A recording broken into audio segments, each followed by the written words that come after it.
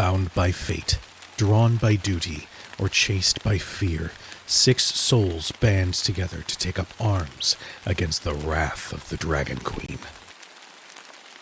When the chains of Avernus tighten, one soul claws for freedom, fleeing the ember-lit gaze of a fallen angel who would see them kneel once more. From the shifting mists of the Feywild, a hunter steps forward, guided by whispers of worms and prophecy, tasked with severing the heads of a cult that would wake a god.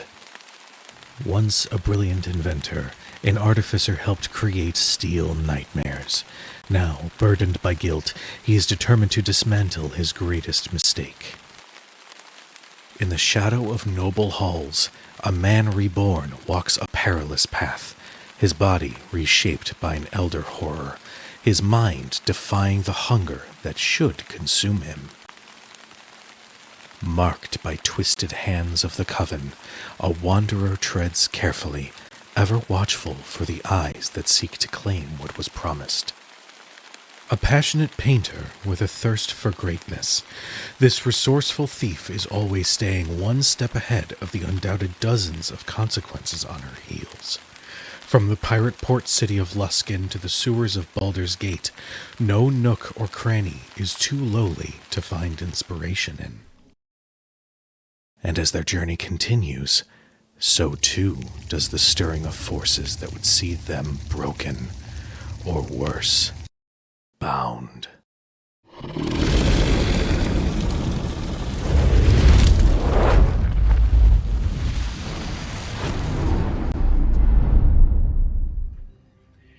Hello and good evening, everybody. Happy Friday, and welcome to Chronicles and Shadows over Baldur's Gate, our spiritual sequel D&D campaign to the award-winning video game Baldur's Gate 3.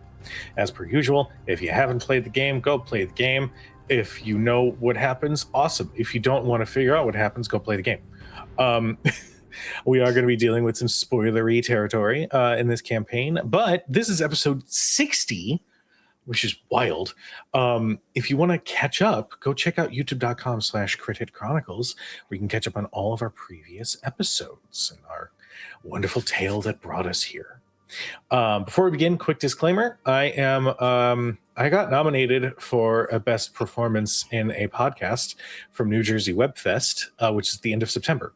As such, I am hoping to actually go to the ceremony this year. So, if you feel so inclined to help contribute to said travel fund to make it a little bit easier, go check out the Ko-Fi. It's going to be cycling through the channel. I believe it's just Ko-Fi/Crit Chronicles. It's one of the two. But yeah, if you are so inclined, your support would mean the world, because I would like to actually go and do the thing. Disclaimers. Obviously, we are down our beloved Laura Tutu because Mother Nature can be quite cruel sometimes, and this stormy season has been especially rough. So, Laura, we love you. We miss you.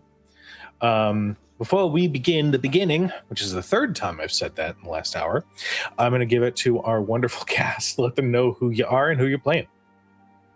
Hi, I'm Lauren Urban, she, her. You can find all of the stuff I'm doing at my website, lauren-urban.com. But you should be busy going to that Ko-Fi link and sending any spare change you have to Cujo so that they can go over to the New Jersey Web Fest, because they're going to win. And it's going to be awesome. But tonight, I'm playing Udazash, the Dragonborn Ranger/Rogue, who doesn't really have any extra money to send Cujo to New Jersey. But if she did have, she absolutely would donate. Hello, my name is Omega Jones, also known as Critbart across all social media channels. My pronouns are he and they. I'm playing our resident Illithid scion, Leopold Guthmere. I pronounce he, him, who, unlike me, who's broke.com, the house down, boots mama, yes, God, I'm deceased. Leo got money. And could send it if it wasn't fake. So, yeah. Heard. Mm-hmm. Hello, everyone. My name is Tony Rodriguez, aka the Encountersmith. You can find me all over the internet at Encountersmith. And tonight I am playing Basu Brightbolt, our resident adorable little artificer who really misses Anaya already. Hello, everyone. My name is PJ, and I'm playing Marcus Marin Malville now. The tiefling tattooist pugilist extraordinaire, and much like Marcus, I have 3 names and no money. So this is going to be awesome today. That's what we're going to do. Back to you, Cujo. I'm not changing the intro to fit the new name. I have edited this intro about 7 times since the beginning of this campaign. Listen, until the rest of the party knows the full new name, I don't think you should know. No, Yeah. I think we need to make it like deep cut trivia. So when the show is over, we can be like, for 20 points, what is Marcus's real name? Oh my god. That's like the That's best way for a GM to be like, who's taking notes and paying attention? Mhm. The test. All right. Well, my name is Cujo, and I'll be playing everybody else. So, when last we left our intrepid heroes, they had bid farewell for the moment to their traveling companion, Anaya Loomlock, who had vowed to find their heroic purpose. They made their way to El Terrell and pretty quickly were met with a quite the surprising welcome, as the leaders of the city had offered them a deed that may have been conjured by everyone's absolute favorite tabaxi, Gable, that the party has had no problems with and that he hasn't caused problems for in the past. It's fine. After a brief introduction and a quick meeting with the leaders of the city, the deed was signed over to the Second Chances for what was once the Bright Shield Keep, now belonging to them. Upon completion of this deed, Basu was given a gift that had been awaiting the moment when Basu would feel as though they have arrived at some sort of a home for themselves. It came with a message from his fallen sister, a message of love and of motivation as he continues his way forward. Before this party left Baldur's Gate, Marcus went on a little bit of a trip with Winifred, where they managed to find his childhood home. In doing so, he had learned that his parents seemingly had abandoned the home to move on to whatever future awaited them after Marcus was taken. And the majority of the things, save for a few, had been taken with them. But Marcus learned his name. We now return to El Terrell and the Keep, as we are going to focus on Leopold. Leo. The deed has been signed. The leaders, Gable included, have left. The Keep is all of yours to do with what you will, but as everybody begins their preparations, with Winifred and Basu stepping away to work on the cure for the epic charm person spell, where do we find Leo?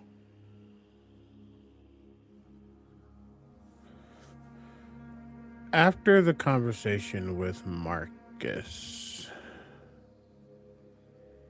Leo went back to quote-unquote administration duties, checking in on the overall just up and down of the Keep, making sure that anything else he needed to try and get for people, anything that needs to be replenished. Not that he is really experienced in this notary, very secretarial type of energy, type of thing he's doing. He just feels like someone probably should for the Bastion, and since technically he was the one who backed it and all this stuff, there's a lot of adulting that's happening for this 19-year-old. which he is an adult, but he's still young. So there's a level, am I doing all this right? But I think more importantly, he gets back into it because he needs to not think about the conversation he just had. And inevitably, after some time, he would find himself back in the room that he calls his own within the Bastion. Mishka and Kellen probably close by. I'm not sure exactly where they are, but I think he inevitably goes to a table. He takes back out that ornate brown with green, gold, and maroon filigree, that grimoire, that book. And he opens up the first page and he sees a note, more like a what is it called in books? An opening statement, essentially, from like an author. But this isn't an author, it's the handwriting of the one that he can't stand, the one that kind of kickstarted this journey. It is Roderick. It is Roderick's words telling him that time does not work for you, you work for it, and that you need to be patient and let the work happen. In his time, when he was beginning his steps as a wizard, so he thought. And he tries to look at the first spell, which is literally just what people would call mage armor. It's so innate to him now. It's something that he can just snap his fingers and there's a film that comes upon him and he feels a bit more fortified without the need of a shield or armor. But he begins to read these runes and he understands the runes. He knows what they are. He knows what they can do. But there's no magic. There's no power. And in that moment, that book flies into the wall. He just puts his head in his hands and he's just frustrated. I'd say Mishka is probably, I imagine she's probably like cleaning some of her gear, knowing full well where the journey is to go next. Whether she was invited or not, Mishka is preparing for the journey. And I imagine Kellen is probably reading an old tome, probably an old history tome, when that book flies against the wall, and both of them immediately turn. Is everything okay? What's going on? Sorry. Says Kellen. Yeah, just thinking about what comes next is all, I think. Mishka will probably get up, still cleaning one of her knives as she just sort of sits right next to you at the table. Okay, like the travel, stabbing Roderick in the eye, the nose, maybe? Or is this one of those like bloodletting situations where we're going to let him die slowly? She's so morbid and she's so blunt, but he knows it's her way of trying to cheer him up. I don't know. There's so much happening and I don't really know where to start. Kellen would probably sit on the opposite side that Mishka is. Well, start with what the first step is. What is the first immediate thing that is on your mind? What is the first immediate bit of progress towards whatever is in your mind? Narrow it down to its most basic steps.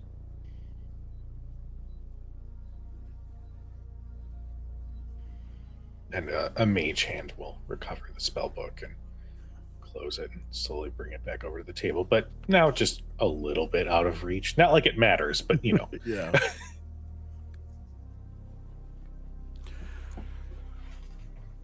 Have we gotten lucky so far?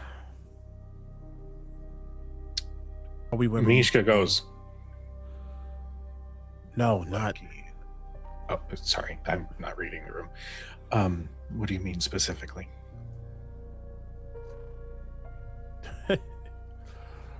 I feel like we're doing more in 2 weeks, less than that, than most people would do in a lifetime. And somehow we're still here. We're still moving forward. Have we gotten lucky, or are we where we need to be? Honest answer. Mishka will start and just sort of blatantly look around the room, the stone room with decor and furniture and a bed. And she'll say, well, we're not staying in Granny's basement. We rid the city of a right group of shitbags and saved a bunch of people. And we have a new place to live that's ours. I'd say we're on the right track. To which Kellen will say, if I may also add that you and the rest of the second chances are recognized by the Archduke of Baldur's Gate. But I don't think we're talking about that. I think we're talking about something else.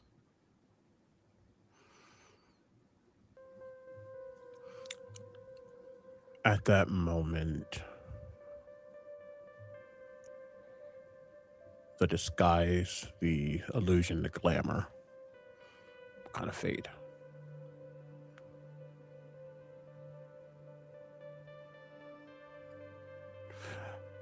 I never really asked you both how you felt about this.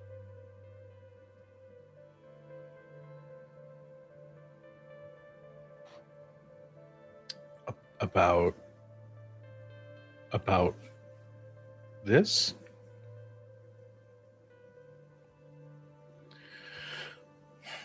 Well, and then this will probably be where Mishka and Kellen both like share a look. They just scoot a little bit closer to you.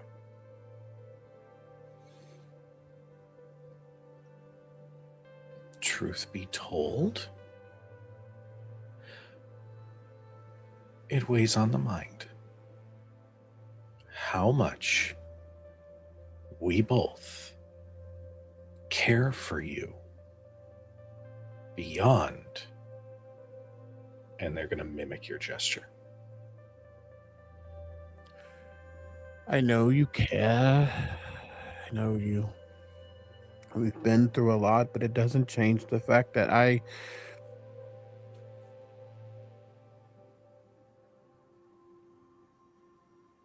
this might be what I will always be. And I know that that's not really a normal thing to process. It's not like, I'm not a beast, so it's not like bestiality. It's not that, but it's still, and I think probably Mishka is the more perceptive of the two. She would see the head of Dribbles like shaking a bit. Maybe it's him moving himself, but it's definitely a level of Leo wanting to grab it, but isn't. I have a chance to finally grow or see what is next, and I don't know what will happen to me when that happens.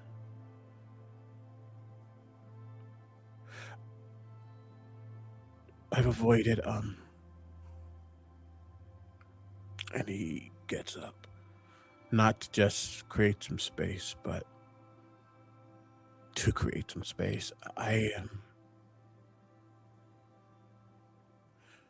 This is not to be belittling. How much do you all know about Illithid, about mind flayers?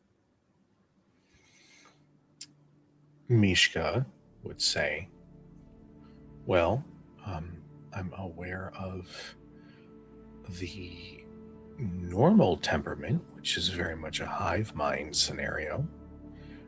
So I guess that means that if there's a bunch of you thinking the exact same way, then we're in luck, because we like you a lot. But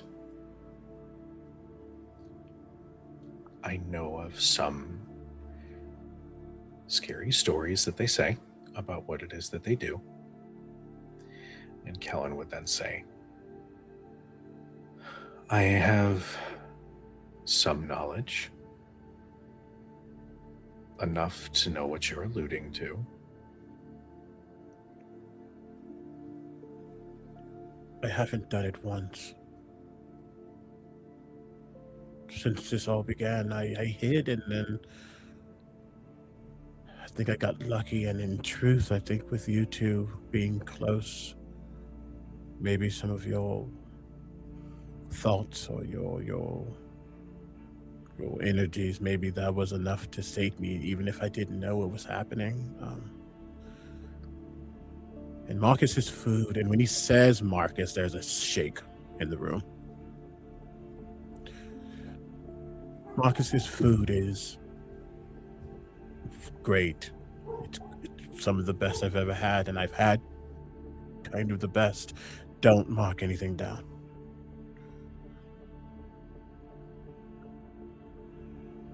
But I'm still hungry. It doesn't actually fulfill me. It doesn't do anything for me because it's not what we eat. And I don't know if I can stomach doing that.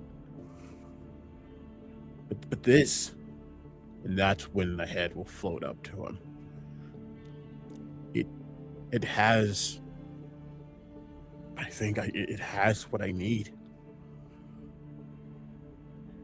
But that would be a step into a direction I don't know if I come back from, and I don't know what happens when I go into that.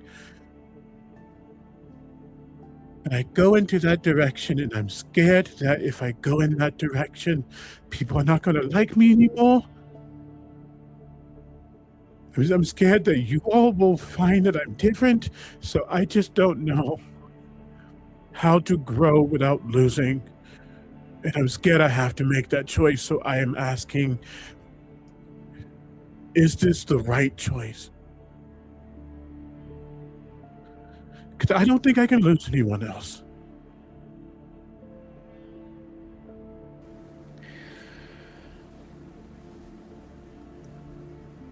Truly, before that second after you speak ends, both of them are immediately on their feet and approaching you. And they reach their hands to you. And Mishka, for the bluntness and the morbidity and the jokes that she makes, there's no humor here. Kellen, for the somewhat ever-calculating mind, is wearing his emotions on his face. Both of them stand before you. And both of them have their hands out to you. And I think Mishka will speak first. What's going to happen is that we will be here with you, no matter what happens.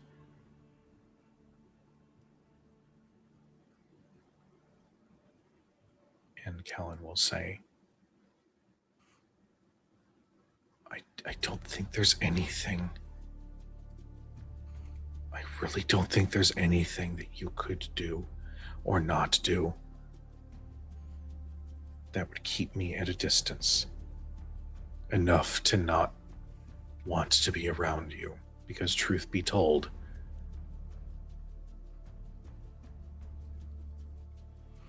you're it. So respectfully, and if you do take their hands, Kellen is going to pull you in a little bit close and just kind of put an arm around your back. We are here. No matter how scared you might feel. We are here because we love you.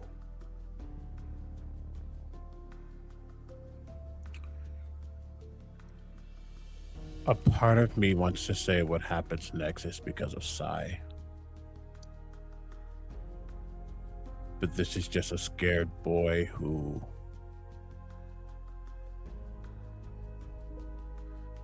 in truth is scared that these are words that are sweet. Not that he doesn't trust him, he trusts him absolutely. But his mind is so strong and he needs to know, so both of them need to make a charisma saving throw for Zone of Truth.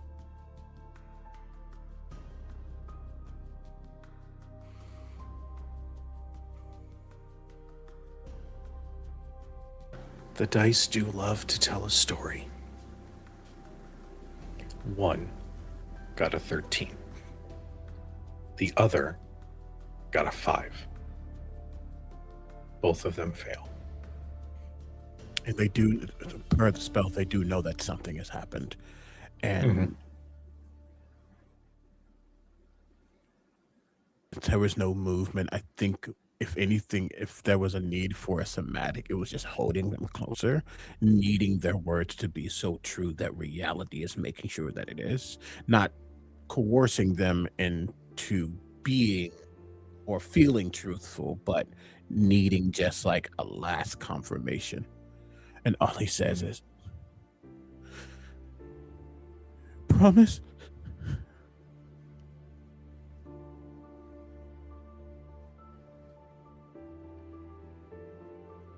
Mishka pulls your arm up around her shoulder so that you are hugging her into your chest. And she nuzzles against your chest. Her horn kind of pokes just a little bit. Ow. I promise you, dummy. Kellen reaches up and places his hand on the side of your face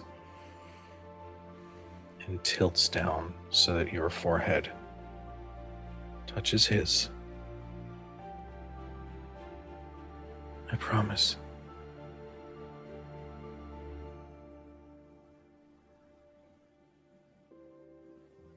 Okay.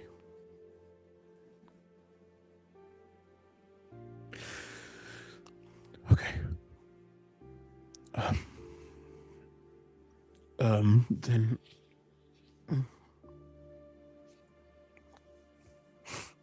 there's no time like the present. I don't know what this is going to look like, so you don't have to stay if you don't want to. Mishka says, yeah, after all of that, do you really think I'm gonna step out of the room? I don't know. I don't know what this looks like. I don't know what it's going to be, if it's going to be slimy. Okay. So what if it is? The dog agrees. Yeah. We had to get a dog for the Bastion just in case something came back to try to hurt it. Well, I mean, he barks at yay. I'm super happy about that, but he barks at like everything.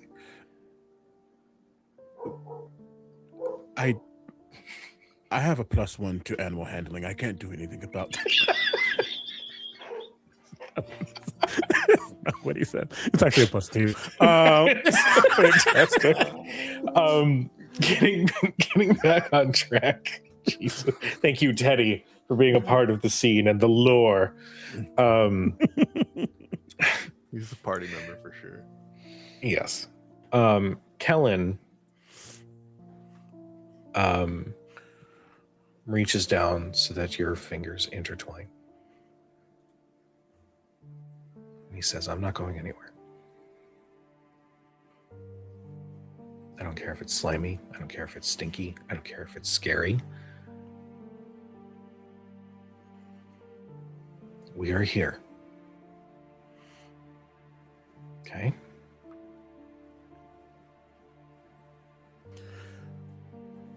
Okay. Whew.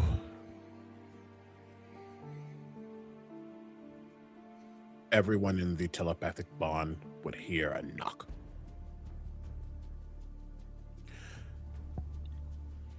I'm going to consume the tadpole. Just letting you know, Mishka and Kellen are with me, so nothing should go wrong. And if something did, they can handle it. Do not worry. I will be okay.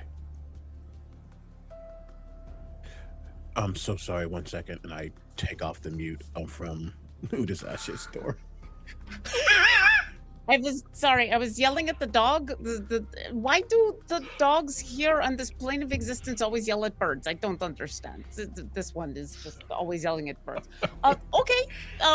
Did you need anything? No. I have what I need. Okay. Did you want us there or no? I have Mishka and Kellen here.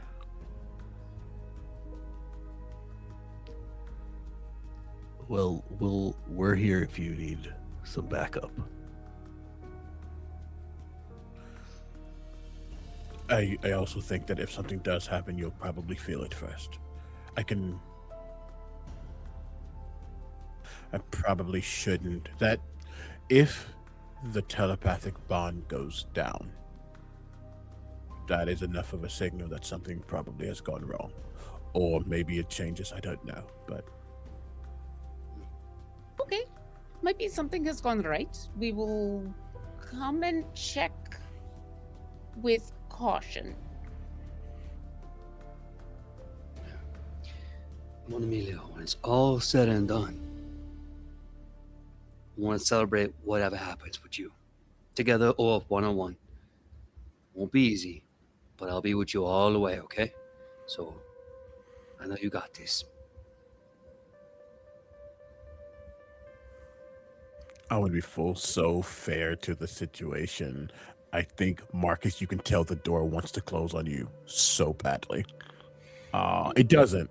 That is a point of notion. It doesn't close, but you could tell that it's specifically your door that wants to close. There's no response, but the door is open, which means he heard it. Marcus understands. He's kind of like mentally nods at that door and goes, "That's okay. See you on the other side."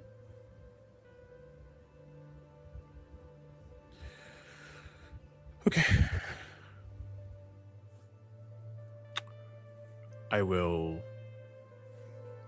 place the head of Dribbles.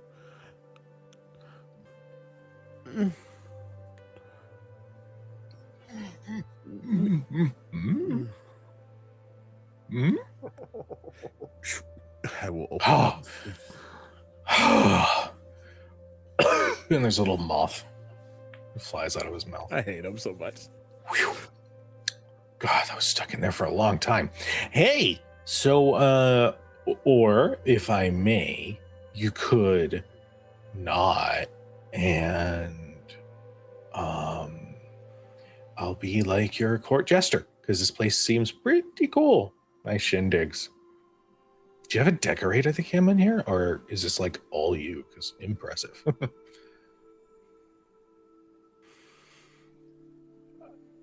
I don't relish in taking life. That is not something I could ever do. But you did also try to kill us. True. He like like coughs and a pen comes out and he just starts like writing on the table. That's the number 30th person I have tried to kill. Here's the thing. It makes for a great show, though. I mean, think about it, a little bit of controversy, a little bit of craziness, and then people suddenly want to buy more tickets, and then suddenly you're the one to see because somebody died at this show.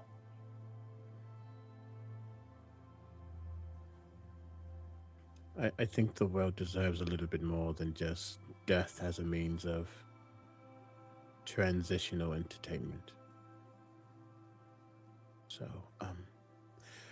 well, good thing is I won't be the one to kill you. Just looks directly at Mishka. Oh, I wanted to allow you to say the sentence, but I want you to know I won't be the one to kill you is the last thing he hears before from off camera. There's a dagger that just goes and the head just lolls to the side. She's Arya Stark, basically.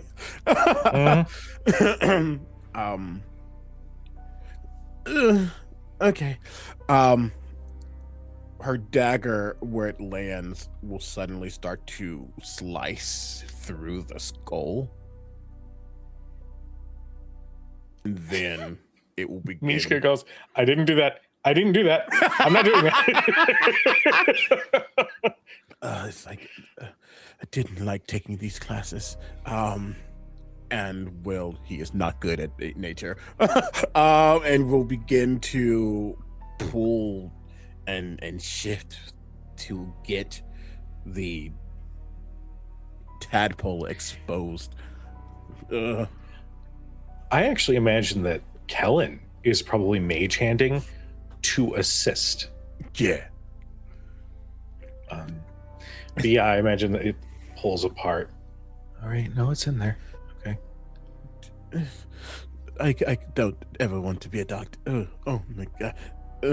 Okay. I mean, it's a worthwhile profession. You save lives. Not the time. Sorry.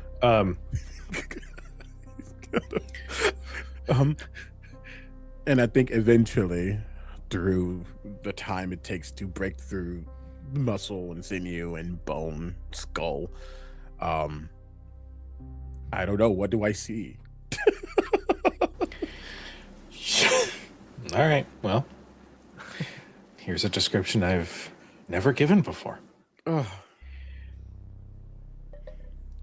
You spend the next several minutes peeling away bone.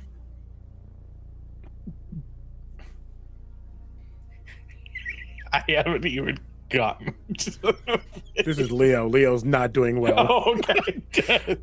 Okay, I have to say before you go on, Yes. in the time, because this is now taking several minutes, Basu, where are you? He's probably cleaning up from helping Winnie with the cure. Okay. Udazash is going to find you and Winnie because when the telepathic bond, when that message came through, Udazash waited because she assumed this was going to take like 30 seconds. The telepathic bond is still open. Nothing happens. Telepathic bond until like 2 minutes, 3 minutes, 4 minutes. And now she's like, I shouldn't go in there, but it's not done yet. And this is, I don't know what to do. And so she starts going to find, and so like she comes walking on in to where the two of you are cleaning up. Do we go in now? This is taking way too long. Killing someone is very quick. I don't know how long it takes to eat someone though. And this seems, I've never watched someone eat a brain before, but this feels like it's taking way too long. I don't know how long it's supposed to take either. I've never seen it before, but I don't think Leo knows how long it's supposed to take. So I feel like we should just give them the time they need to figure whatever is happening out. Okay, all right. Yeah, you're right. This is their first, so maybe He's got a mind like mine. He's probably taking a meticulous scientific approach at it. No, you're right. He's probably doing a lot of study, and it's very, very like, yeah. You remember okay. book club? He likes to analyze. Oh, yeah, he's probably taking notes and everything. Yeah. Okay. I got very nervous. Do you think I should take notes? Should I be taking notes? Should I not? Should we not be? I don't know. I want to make sure you're good. Kellen's like, has a journal open, like. Just taking down. Yeah, this is the notes of how to do it. Like, Yep. yes, actually. And that's it. New Disaster is going to now nervously wait around with the two of them because she's no idea how long she's supposed to wait. Eventually, Leopold,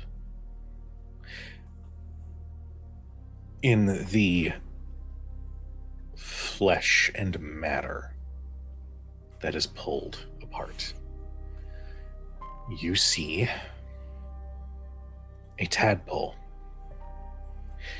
This tadpole is quite large. This must have been feeding for some time. It's about double the size of a normal tadpole. And you can see that at this point, the small collection of, I hate this word, but it has to be said, moist flesh has actually grown little tendrils that it was trying to connect to other parts of the brain. And it is wriggling, almost like it is trying to escape, but those tethers hold it in place, so it is moving.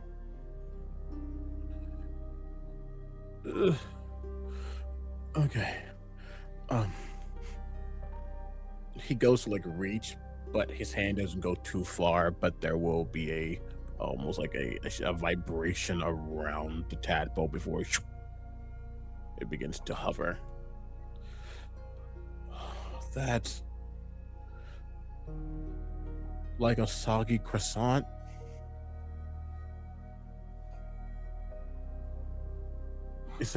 That's not normal. Omega. I hate that comparison. With Man, I want to know what kind of Everything in croissants me. you've been having. You've had the worst. my toes did croissants. this. See, for My me, friend- my brain is doing that Vine meme where it's like, stop! You almost made me drop my soggy croissant. have you? And now I'm like, my friend, we need to get you some better croissants. Have you ever had a croissant from Burger King?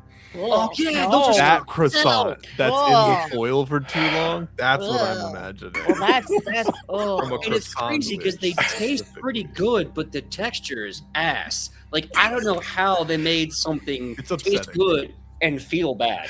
I don't regret anything. Nope. Omega. Omega. Okay. I need you to make me an intelligence saving throw. Yeah. Make an intelligence saving. Me too, dude. Intelligence saving throw. Let me check one quick thing. I don't think I have anything outside of. Okay.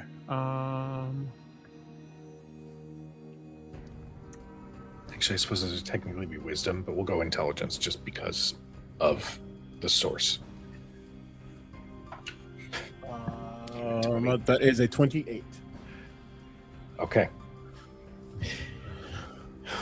In your mind, you feel enough.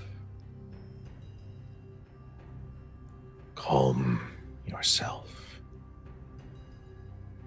This is beyond these disgusting thoughts that you are holding. What you are about to experience is something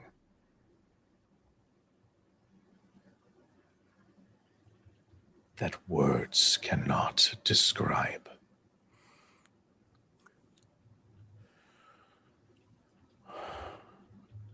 Take a hold of your destiny and step forward with pride.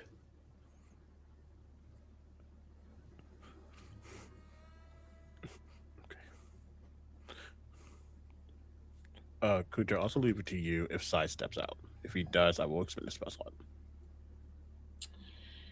I actually think he doesn't. Okay. I think that in that moment of communication, there is something not different per se. There is a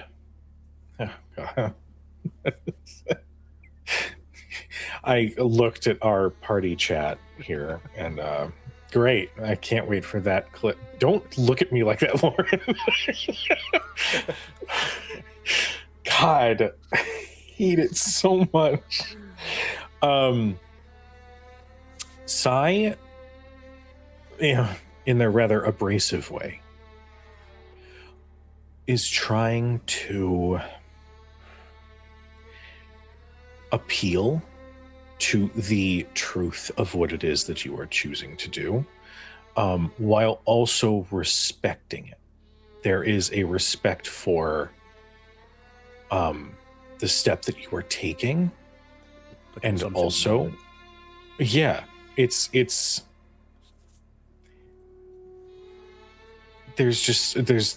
he feels as if he reveals himself, if he steps out, then he's making it about him in his own strange way. This is not his decision.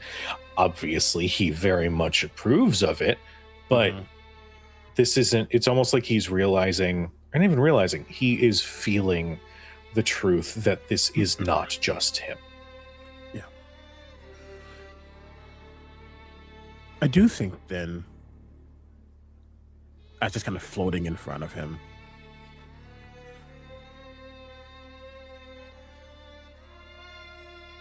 this does benefit you. Well, words. This does benefit you too, you know. I'm aware. I wouldn't be here if you weren't here, and you wouldn't be here if I weren't here, so. On 3? Wait. Do I actually? Okay. It will slowly turn. Okay. And he looks to Mishka and he looks to Kellen. I really do apologize if something just is okay. And he will bring it towards him. His tentacles will begin to almost splay out like they're fanning out, and you'll see that very lamprey-esque mouth that he now has, just rows of circular teeth. And without describing things for the sake of us and the audience, consumption happens.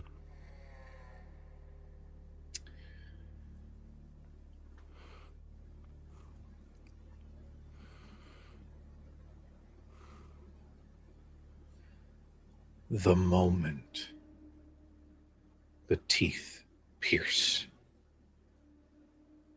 your mind is flooded with thoughts, memories, emotions, wishes.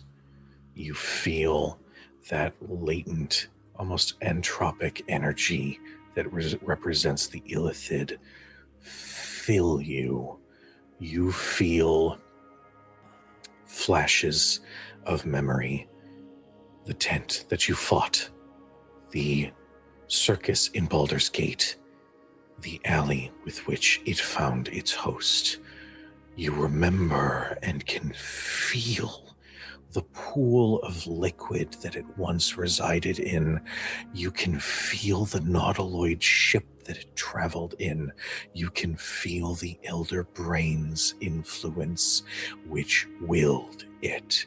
You feel every moment of this tadpole's existence fill you, and it creates a blissful feeling that you have never felt before.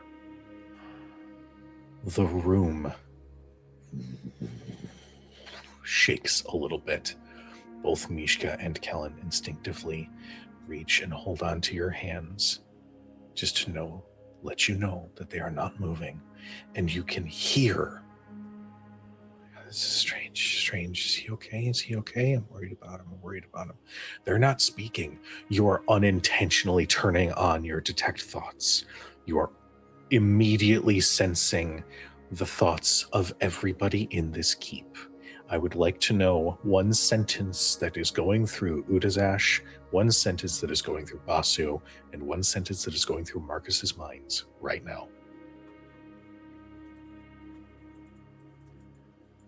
Basu goes, he's got this.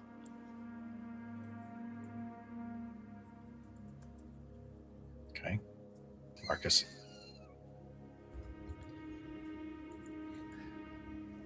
You can hear Marcus kind of pleading. I don't care what happened to him. I just want him to. I just don't want to lose another brother.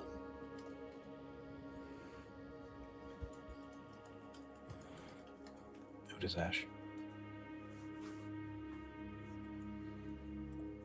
I don't know how much longer I should wait, but I wonder if it's going to be rude to ask what it tastes like.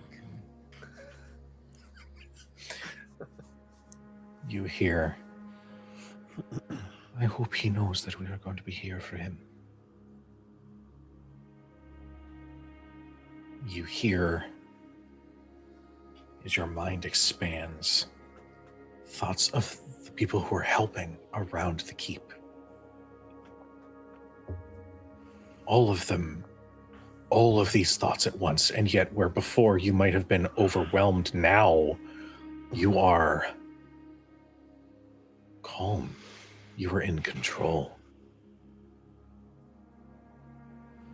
This bliss remains as your thoughts lose that scatter and slowly come back together. Your senses return. Your eyes open and sort of clarify, and for those in the room, they would see that purple go a little bit deeper, a little bit more royal, a little bit more of a glow behind those eyes. Omega, I would like for you to mark two things on your character sheet. One is a +1 to your intelligence score. Okay. I know what I said. Okay. I know what I said. In addition, you are going to gain an ability. This ability is called, well, this is what it was called in the source material. You can change it to whatever you would like it to be, but it is called Stage Fright. This is going to cost 2 psionic dice to use, but upon use, targets you designate will have disadvantage on attack rolls against you. And if they miss said attack rolls, those targets immediately take 2d6 psychic damage.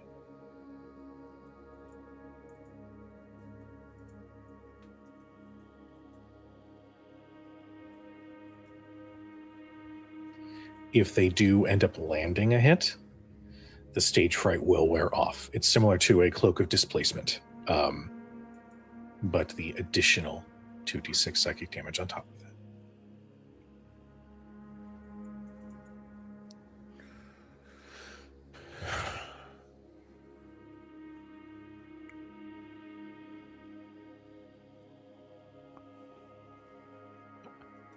we'll get more details on that a little later. It's not going to get used right now. But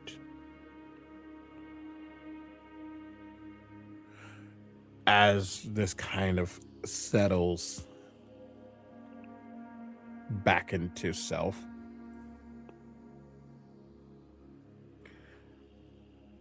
I think for a moment you'll see kind of a warbling around him, and you'll see his own form kind of shifting, moving through that ability to take on various forms, that illusion that he can force into someone's mind to see him a certain way. For a moment, Mishka would see him looking like Basu, but taller. Kellen would see him looking like Marcus, but shorter. Mishka would see him looking like a random bright shield agent. Kellen will see him looking like a fey creature from the Feywild. So all these different elements are kind of coming on him based on the thoughts that he just gained. And then for a moment, they both would see the dark-skinned form of Leo. If Leo were like 3 years older. There is a little more definition in his cheeks. His eyes, both of them, are that vibrant, royal bluish purple. He has long locks that are currently pulled into a ponytail that sits right above his shoulder blade. He has a bit of a mustache, but not enough. Anything, it's just like a scruff of something that could be there. Slightly thicker brows, not extremely, but a little bit. Wearing the garb of his usual noble attire. And if they blink or they misread their own thoughts, they would swear that those locks are shifting and twitching of their own accord, as if they are tentacles. Then it would revert back to the Illithid's self.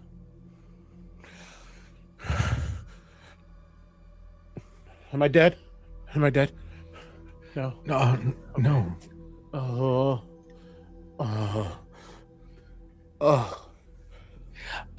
Omega.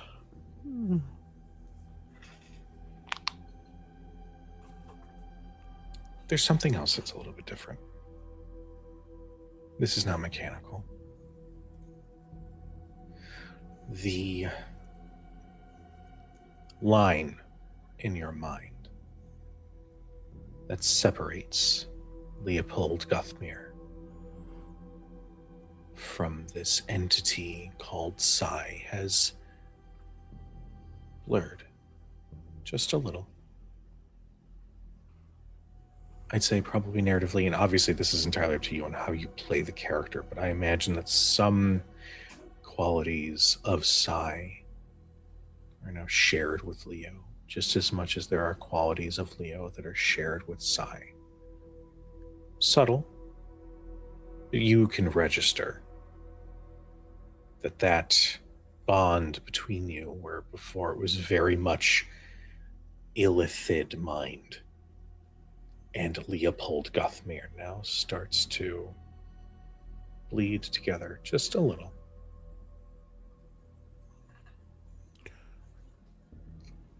I think two things happen. Everyone else would get in that kind of warbling when the detect thoughts, when the thoughts were being seen and listened and heard. For a moment, anyone actually in the bond proper, which is the party, not necessarily the randos who we love, and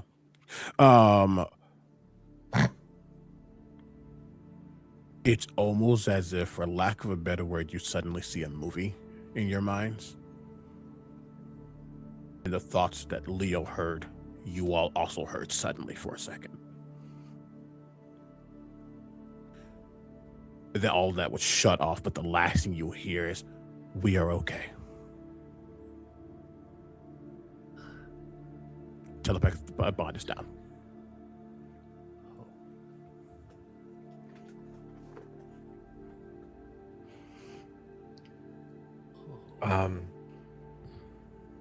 Kellen will step in front of you and meet your eyes. Are you okay?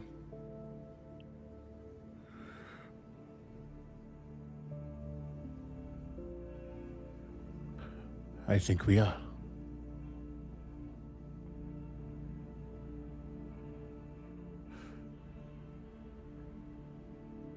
I think. And then he starts Mishka's like, why is it clear? Why is it clear?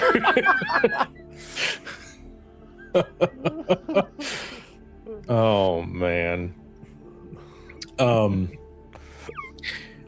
Eventually, as the tension calms, Mishka will eventually say, okay, so like the act of getting it out, that was a little rough to watch. However, not gonna lie, it's kind of fucking metal watch you do that. I'm just gonna say it. I think that was really fucking cool. All right, fuck me, I guess. I liked it. How does Kellen react? Because he knows Misha's going to make a moment of anything. Kellen was analyzing it. Mm-hmm. Kellen's also a divination wizard, so he looks at things a little differently. Uh-huh. Kellen makes some mental notes. You can tell that he is there with you in this moment with you and being supportive. But you can see the gears turning behind his eyes. You know, it's just noting certain effects. It's watching a scientist examine an experiment.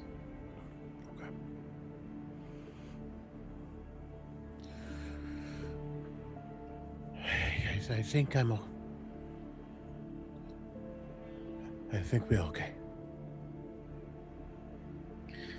Kellen would eventually say, I think you may have found like an older, more rugged version of yourself in that moment afterwards. And I'm just gonna, not to echo Mishka's vernacular, I thought it was hot.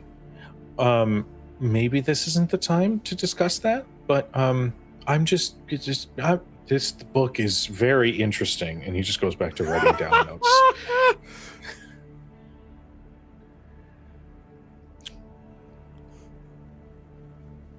Before we go too far, I want to see if I want to give chance for Marcus Udash and Basu if anything happened. But yeah, I think he's just kind of sitting in what has happened. So he said they're okay. So they're okay? So no going up there. I mean, they're okay, and we can trust that they're okay, but I don't think it's rude to check in. You can just see Marcus like nervously like stomping his foot, like the knee bounce, and he's like, oh, Montfrere said he's okay. If he wanted us, he'd ask us to come. He didn't say that, so I think that there's a hand of Winnie's that just rests on your shoulder. He'll let us know when he's ready. Yeah, he'll let us know. He'll tell us. Until then, sounds like he's okay. So yeah, he said he's okay. So yeah, I'm bad at this, waiting to know how long is okay. Like a 5 minute, a 50 minute, a 5 day. Like I don't know that time frame. Uri, okay means that you do nothing until they tell you to. So we just gotta relax and wait until Montfrere Leo tell us what he need. Uri, no. We gotta wait us. Uri, you know what helps me wait? get in fist fight and they're drunk. You want to do that with me? We want to just go get. But then, But- but then if he's not okay, then it is very hard to shoot the bow. But I appreciate the idea. No, I think I'm going to go read the book. And Udazesh is just going to beeline for the book, which I'm sure they're still in the middle of having to read. And is going to try to continue to read the book and is going to completely fail at reading it because one, without intros nearby, she is bad at reading it and focusing, and two, she's just bad at focusing. So yeah, but she's gonna try. She's gonna try. As you do that, I think Marcus will betray his own advice and just kind of like through the group chat. We don't have it anymore. It went down. Oh, that's right. It went down. Oh man. I thought the last thing he says is we're okay, and then Yep. Yeah, that's right. Ooh, I'm trying to think like what impetus Marcus would have to attempt to check it. I think he's still good. I think he's going to give people space. I think Basu is when everyone kind of splits off. Basu is gonna go to head to his workshop, and then slowly, kind of like he's just exploring the keep, wander his way up to where Leo is, and just so happens to pick up a pitcher of whatever wine we have here. And kind of like feeling antsy himself, he is just going to very gently just knock on the door.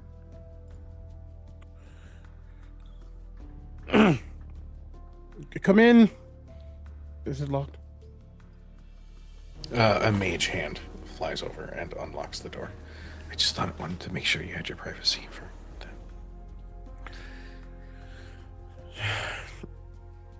that. How's it going, champ? It was an experience, but I am not 6 feet in the ground. Yeah, that's a good sign. It's good to see that. I didn't know if you needed to like something to wash it down with, but yeah. Yes. Yeah. Okay. And he'll just pour whatever, kind of cups and stuff are in the room. And, everyone's worried, but I don't think they're worried in the way you think they're worried. We're all pretty confident you're going to come out of the other side of this okay. Physically or psionically, I guess, in this case. But, there's not really... I've read a lot on adventurers, but there's no protocol on how long to give someone after they, eat the brain matter of a dead cloud we found in the Feywild. It's not really something I want to repeat, but there is a chance I might have to in the future. Well, just so you know, and it's whenever you're comfortable about it, I honestly would love to hear you talk about your experience. I kind of heard everything. I'm so sorry. I don't mean to ever pry. That's one of my. I try not to force myself into everyone's minds, because if I really wanted to, I probably could know your deepest, darkest fears, and I don't ever want to do that. And I don't think I got that far. But you are really kind. But thank you. Anytime. I just know that I think some of what you got to experience is technically groundbreaking. And I know we've gone through a lot of changes, but one day we're going to look back at this moment and we're going to celebrate. Celebrate in a way of not just us becoming more powerful, more influential, whatever, but the breakthrough you've made. I'm not that old, but you're a lot younger than me. You're almost 10 years younger than me.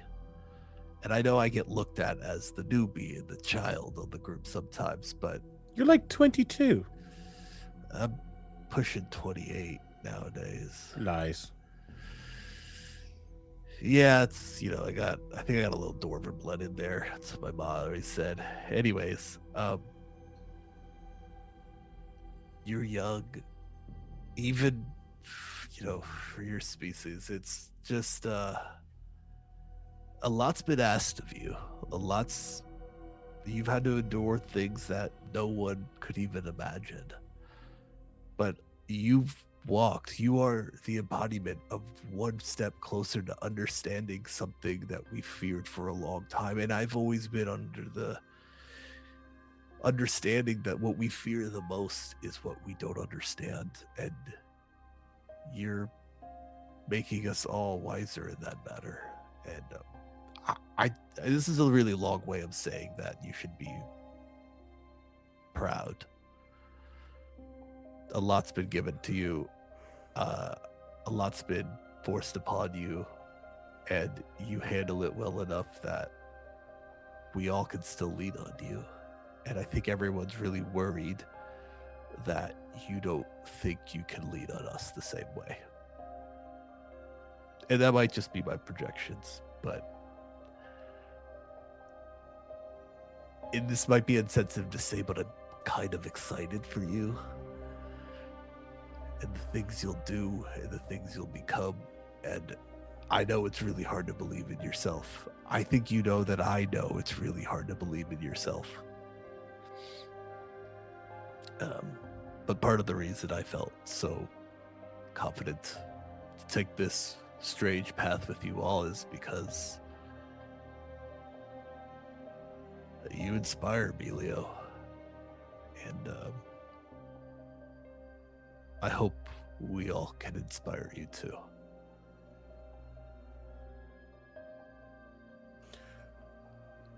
He's quiet, kind of nursing the wine glass.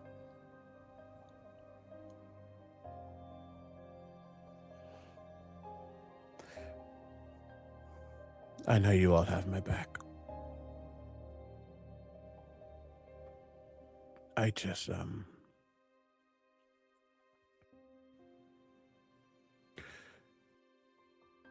it's really hard for me to accept that, no, that's not true. It's not hard for me to accept that this is happening. It's hard for me to admit that so much is changing, and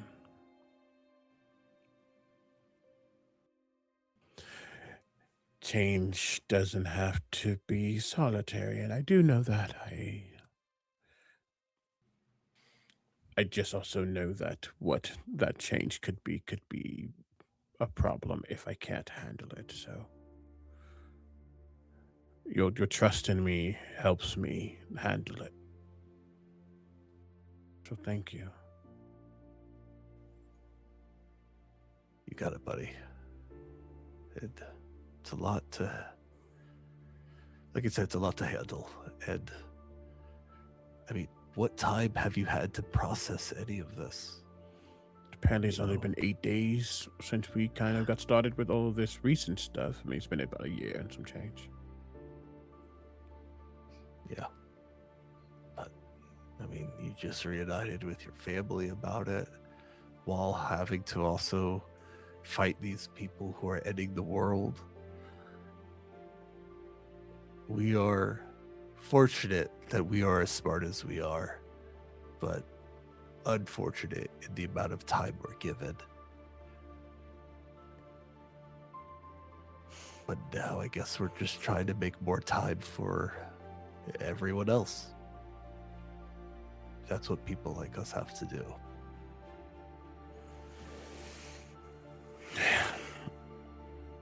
And now,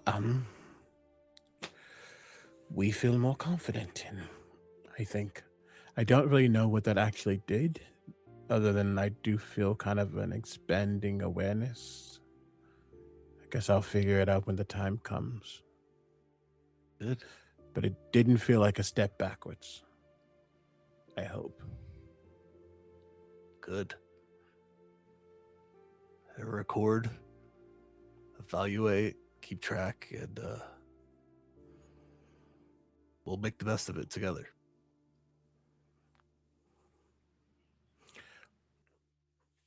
That also applies to you, you know. I do know. That's you taught me that. And I'm just reminding you. I'm gonna go finish this picture because it's actually really good. I kind of just grabbed what I could find. I should probably come with because I don't want them to think that something bad happened. I'm pretty sure Udazash is freaking out right now. She's super freaking out, and also I came up here without them, and I feel really bad about it. You all could have. Oh, yeah. You said it was fine, and we were all like, well, Leo said it was fine, so it's fine. But then we couldn't talk to you, and we're all become so reliant on the telepathic bond. And I got it. I'm so sorry. And there is suddenly a wong, and I think it hits people more than it should. It's back. Wong, the sequel. The next emote that I make that is animated will just be Wong. With several O's. Is it Wong? Just across the screen. Okay. Well, we should, yeah. And he will give you a hug. Kind of meets you on your level, not to like belittle you, but he does meet you. Yeah. And thank you. This is also new, so I'm hoping that everything falls in line as it needs to, and if it doesn't, we'll figure out how to combat that. Exactly. Now let's go figure out what's going next in our new house. Yes. And then it's off to at some point soon. Have you been before? No. Me neither. I've been to Waterdeep. I've never been to I've been to Candlekeep, only because Roderick helped me go, but never been to Candlekeep, huh? It's like a big library place. It's really just for like the smart people, and I guess I am a smart people, so I've heard of it. I've always wanted to go. Maybe we'll go one day. That'll be the next place of our book club, yeah. Well, yes, actually, and my spell book comes back because I have this. Huh. Picking up the old arcade tome, are we? No, I can't do that anymore. But to get into Candlekeep, you need a priceless book that they don't have. Oh, yeah, I did read about that. Huh. He probably stole his because he's a piece of shit, but Yeah. We'll take care of that, too. okay. Is that some fine? Oh, hi. I knew you were fine. I just didn't know like how long I was supposed to wait before I found out if you were fine with me coming up and then everything and then I'm coming down. oh, okay. Down where? I'll meet Hungry. you there. Okay, kitchen. I will tell Marcus to make food because you probably don't want. Wait, Funny Does enough, that- he's actually not hungry for the first time in a long time, but he does want food. does that mean it didn't? Does that mean? I gotta ask. How does it taste? I think you hear that Okay. in the telepathic bond. That is all I needed to know. Okay, not to worry. All right. Okay, good to know. Okay. That was the one thing I was too scared to ask, but I was extremely curious. I almost feel like Slimy. it's sort of a texture thing, isn't it? Slimy, not satisfying. Well, the texture is part of taste. All of that goes together. I don't want to hear anything you want to talk about it, but it sounds like if it was bleh, then you probably want to get something else to eat. So, kitchen, Marcus, make food. Wait, no, hold on. I got a question. Me. So, okay, does that mean you don't want fajita frog legs and deep fried mount calamari? Because I can do those things or know those things. What do you want? You. I'm not going to describe what happens when he talks about eating frogs and calamari. Of all the things to talk about right now, all the things to talk about. I feel like it works just fine. It's the comedic, like there's clearly a hose down the sleeve. Like, you hide your mouth and it's just everywhere.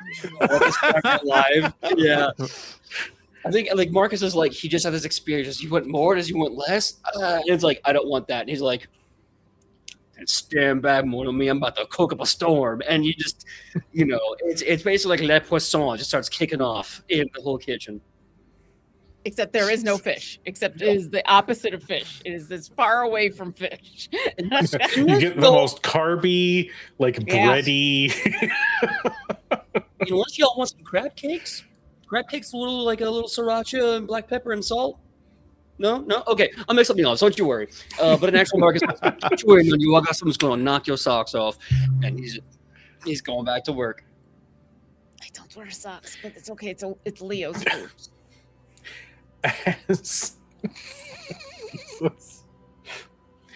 As our second chances sit with Leo to talk about the experience and what things mean, it is here that we're going to take our 10-minute break.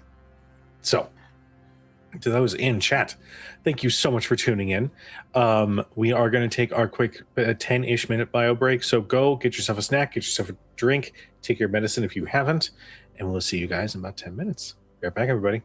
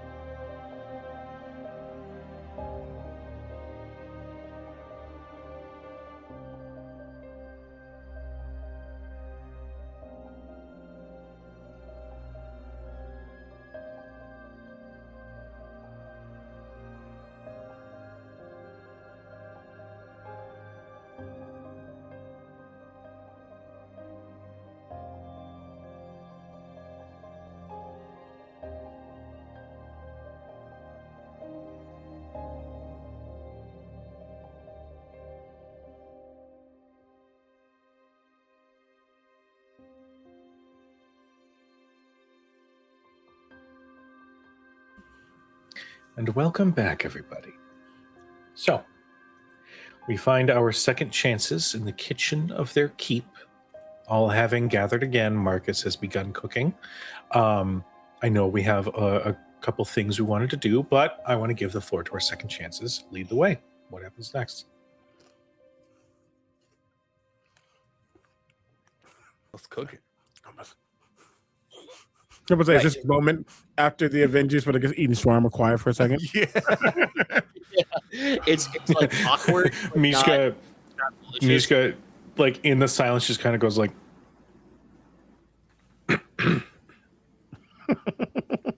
Oh, the silence doesn't last very long. It's Uda's Ash. She's like, so, did you want to talk about any of it, or do you want us to wait?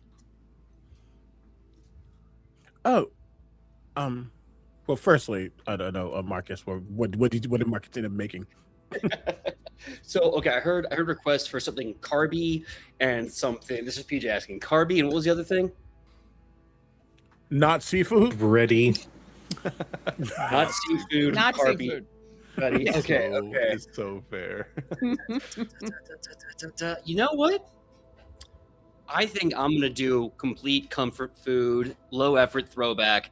I have made fresh from the stone fire 7 different pizzas with that perfect browned crust that's like just the right amount of char, the bubbly cheese. It's got a crisp to it, a snap. The cheese is warm and salty, and the sauce, 3 different varieties of sauce. We have a nice, warm, and vibrant margarita that is complemented with olive oil, garlic, and large pieces of like fresh mozzarella. We have another one that is a meat lovers with a big, thick Chicago style pie. So it is a very hearty, warm, almost like eating meat soup, right? And then I think the other 3 are going to be like very safe pizzas. Like, okay, this is a cheese only, this is gluten free, and the last one is going to be cheese, but you can put fixins on it with a bowl of veggies and other meats, and then I just kind of come over and torch it, and that's just help yourself, eat till it's done. PJ, I haven't had pizza in a while, and now I hate you because now I want pizza. And before anyone in the chat says anything, pizza is in BG3. It's an item you can get in it.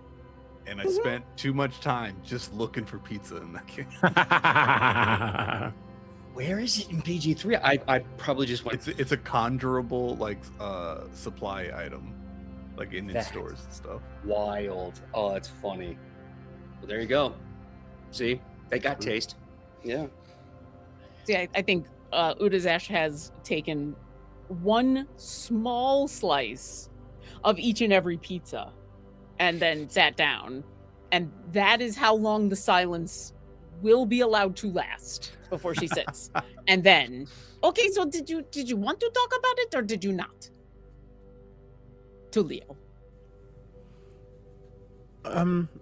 You see that I think he has, in truth, his mind was bigger than his stomach. It is like a little small, little thin slice right now. And it's he's definitely taking a bite. And he seemed to be able to eat it. He's not in default form. He's in Illithid form. I kind of guess think it's what's comfortable in. As a note, because I want to make sure that the workers aren't just scared. The workers would see default form, but he's not in default form.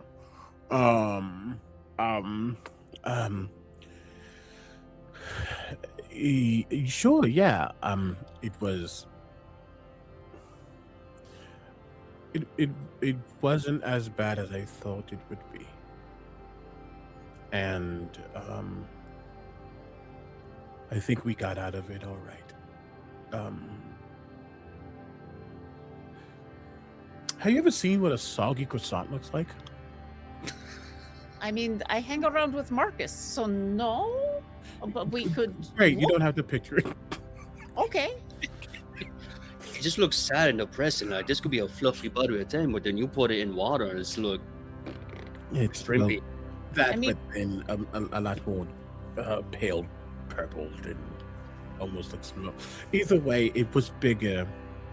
It was a lot to take in. And For being honest, I don't know if I actually had to literally consume, but I thought that was the best way of getting. Either way, it was imbibed, taken in, and everything kind of became.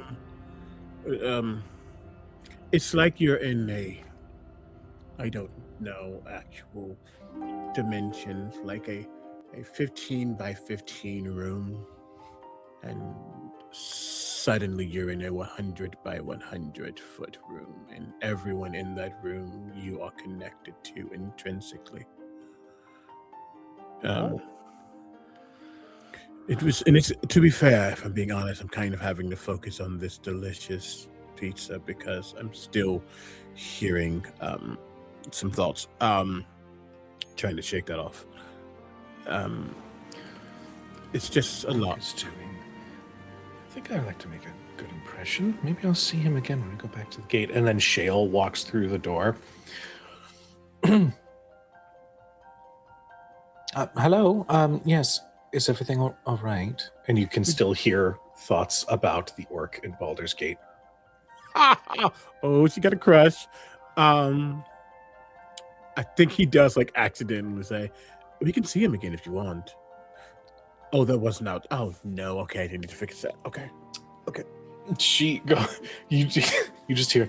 Don't think about him. Don't think about his muscles. Don't think about his. No, don't say that in your mind. Focus on it now. Please stop.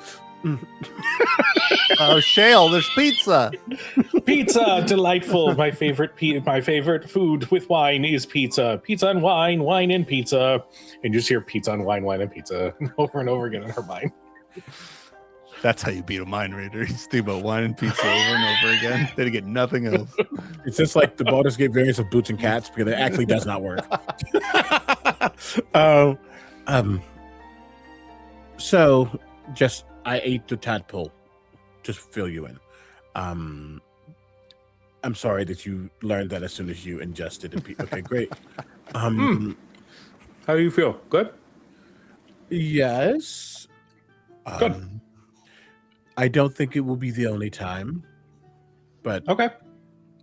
It's not like you can go to the Aloof Floof and find more of these things. So, You'd be surprised. I think that Flumph might be hiding something in his Flumphness. We still haven't gone, and so I don't know, and so we can always ask. But I am assuming if you are intending to do more, then this is positive. This is all good. yeah, we feel fine. Well, but fine is fine. But if you're going to do it again, then good. At the very least, it feels like a step forward. I don't really know what has happened other than, again, hearing everyone right now. And I think that will be a side effect that'll go away soon, hopefully. Okay. One quick note. You said we. Oh, yeah. I feel good. We feel good.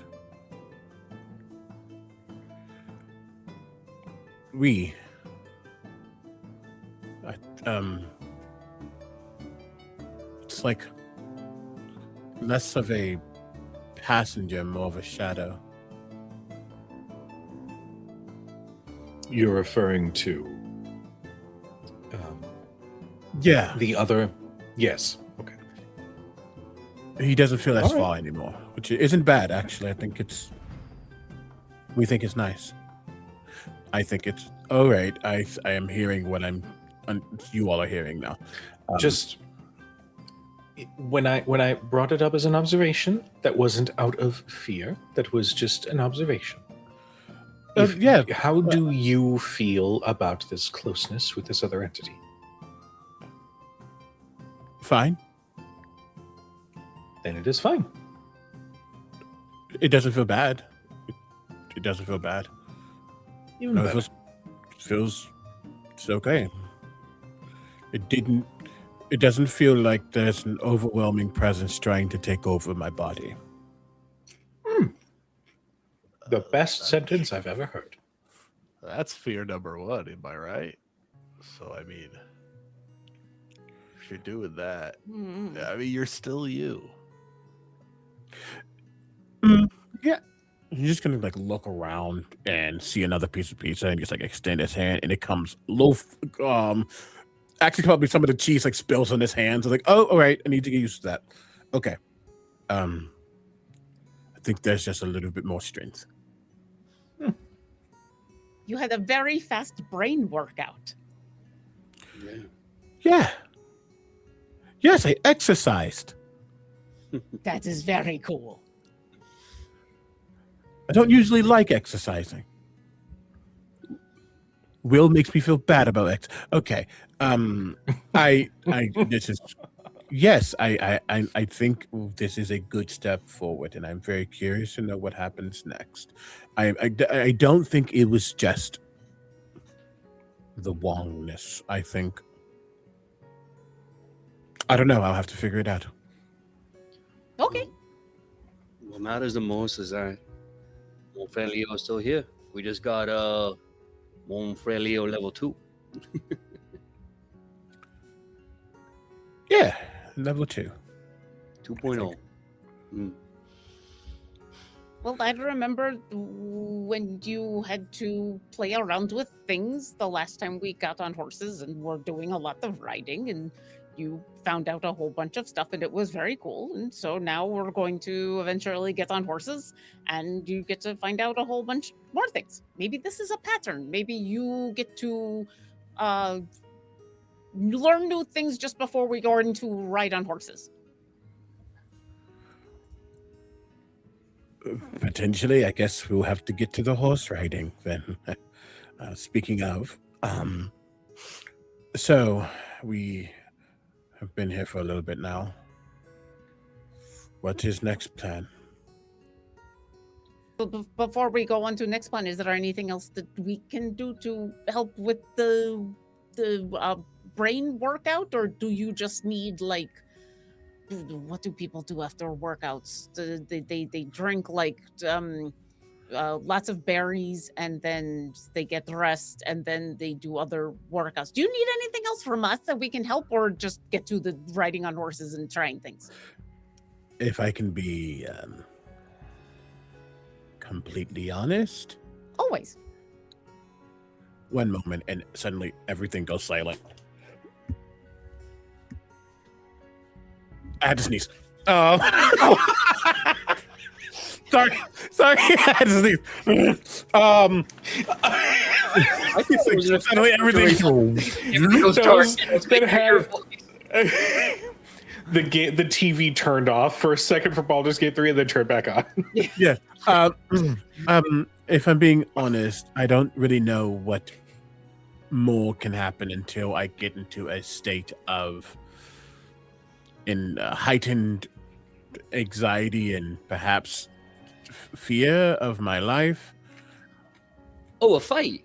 Yes. Oh, I'm wondering where we're going. Probably a lot of fighting. No. Last time that happened, I tried to disintegrate you twice. No, not you and me. No, I know. No. Okay. I mean, like when we go out there to find the champion, probably gonna get into a fight there. I'm just putting dollars on donuts on that. Go down glizzies, as I like to say. No one says that, PJ. Sorry. Yeah, but Marcus hear says it, yourself, and that's like, all that That's matters. yep. Marcus says it now. That's what Marcus says. Hold on, glizzies. Yeah, the last time I learned, it was kind of in a moment of necessity. So I don't feel that right now, which is good. But it also means I don't know the answer to that question. So I think all we can do is go forward as we have been. And when the moment shifts, I think we will know that it's shifted. And that will be that. But thank you for offering. I don't think there's anything that can be done right now. Let me rephrase that. Probably something could happen if I was attacked right now, but I don't want you all to be the recipients of whatever would happen. Okay. Well, if you think of a different way besides being attacked, let us know. Otherwise, and Udazesh is going to reach into her bag and pull out a map. Did you know we had maps? there's like in the library we have maps. These are very cool maps. Yes, we made sure it was stocked with the map of the Sword Coast. Well, this one has like most of the coast of the sword, and so like we are here, and the Baldur's Gate is here, and I found Athkaplan, which is all the way over here, and so that's where we're going. And It's a little southwest of us right now. Yeah. and I had a whole bunch of questions because I've been thinking about this for a while, and I've been trying to remember things, which I'm getting better at, I think, although this was stuff that I hadn't forgotten to begin with. Do you remember that dragon that stole a whole bunch of eggs? Yes. Yeah, 30 of them or something. Yes. Did we ever get like a we were supposed to get updates. Oh, we never asked the Archduke and the others. Well, we were kind of busy with like being in the Feywild and stuff, but they stole all those eggs from that place right there that we are going to. I was wondering if maybe we got updates from if they figured out where the dragon had put all the eggs, and maybe on the way to the place where we're going, we can stop by and kill a dragon and get all those eggs. I can ask. That would be amazing. Right now, I can ask. Okay. If now is a good time or later, but sometime before we get on horses. Well, it's dinner time, and it's probably like what time is it? I'm about to put on DM hat. What time is it? I don't know. Is this breakfast pizza? Is this lunch pizza? Is this dinner pizza? I'd say probably dinner pizza. Okay. Somewhere between lunch and dinner. He's probably, if anything, is about to head out of the office, so I can probably catch him now. Sure, yeah, one moment. Okay. Want to make sure I don't accidentally bore a hole into his mind, because this is also new. And I will suddenly, eyes will flash brighter than they have been sending. Which is right now my last spell slot of the technically whatever. Hello, it's Leo. Sir. We are in Elturel, about to leave. Any updates on Red Dragon? It was red, right? Oh no, let us. Did you also talk to my mom?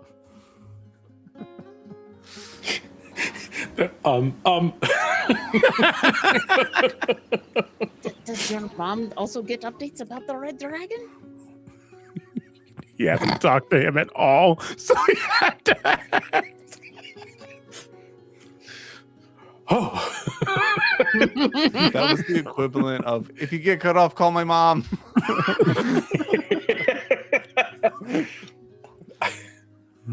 Or that thing they used to do where it was like call collect, and it's like, you have a collect message from, hey, is the dragon okay? Please not call my mom.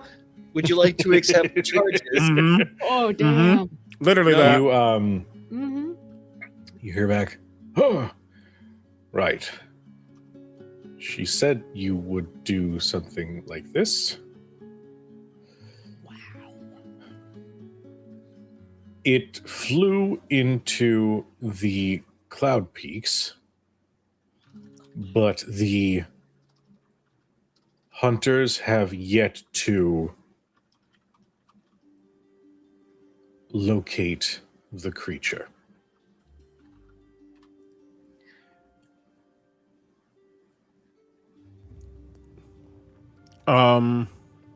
Okay. By cloud peaks, could I tell capital C, lowercase c? Is this and he just flew off into the distance, or is there a place called the cloud peaks? Cloud peaks. There's a place. I thought so. I just don't. I didn't click fast enough. It is Yeah, the there's- mountain range immediately north of It separates essentially Baldur's Gate territory and Candlekeep and all that from itself. Thank you.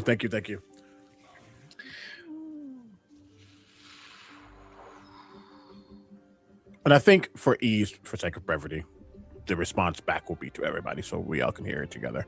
I will expend another spell slot. Doesn't really matter, but I'm gonna do another one. Wonderful, not wonderful. Wonderful. We are heading down Candito? Question mark? Is that one word? Crap. We'll update you. May come back to the gate.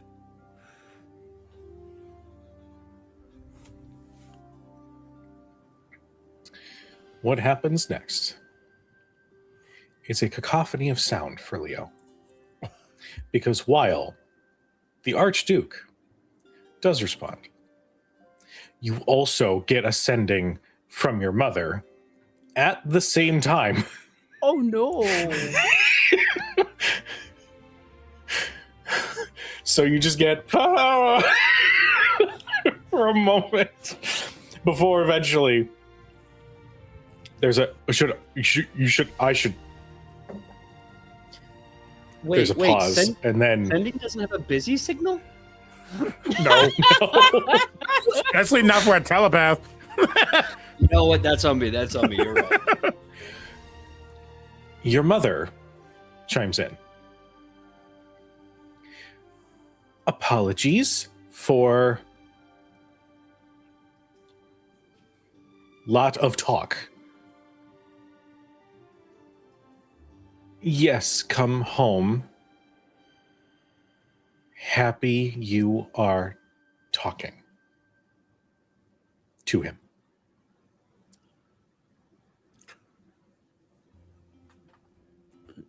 Another spell slot. Well, if she casts sending to you, Oh, yes. I'm gonna save you a spell slot. You're right. We're gonna look at it anyway. It's just funny. You had this entire time talking because necessity, but also you are happy. Are you in the same room? Not fair. Miss you.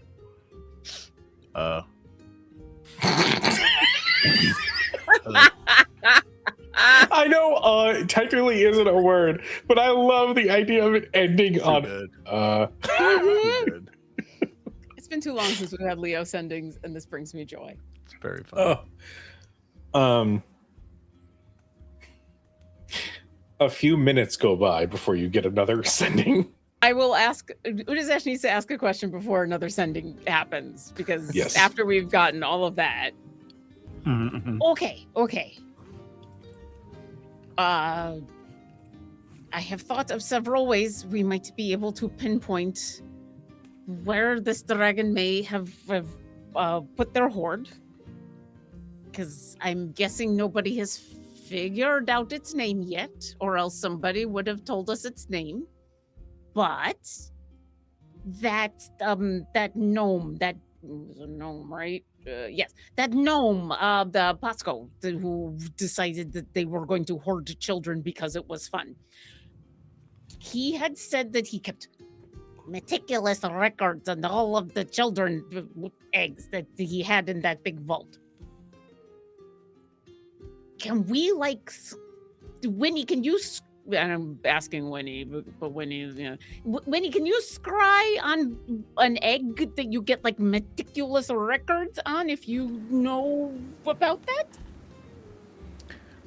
I suppose I can. I'm gonna do a horrible Winnie voice. Just whatever. I know, and I felt bad for asking. No, but that's fine. Winnie's the only one who has scry, so She'll say that she can. It might be a little difficult because she's not seen the eggs specifically. okay. But yes, that's. So yeah, that's what I was thinking. If we had a general area and then a really good description, and then from there we could narrow things down, and then Basu, we could go after your first dragon. Whoa. Yeah, okay. Yeah. And then we have to figure out how to carry 36 eggs somewhere. I don't really know how to Okay. do that or how to get those back to where they come from. But if he's got meticulous records about where they came from, we could probably get them back to their parents. But that is a thing that we can figure out later. If we get back to the gate, I'm sure we can get a haversack or something to be able to carry more. Okay. And then once we get to Athkatla, there is also something else that the Basu and Leo, do you have all those records from the guy in Temple. under the temple? Yeah, he said that one of those mimics was deployed there by Roderick. That's right. Refresh my mimic.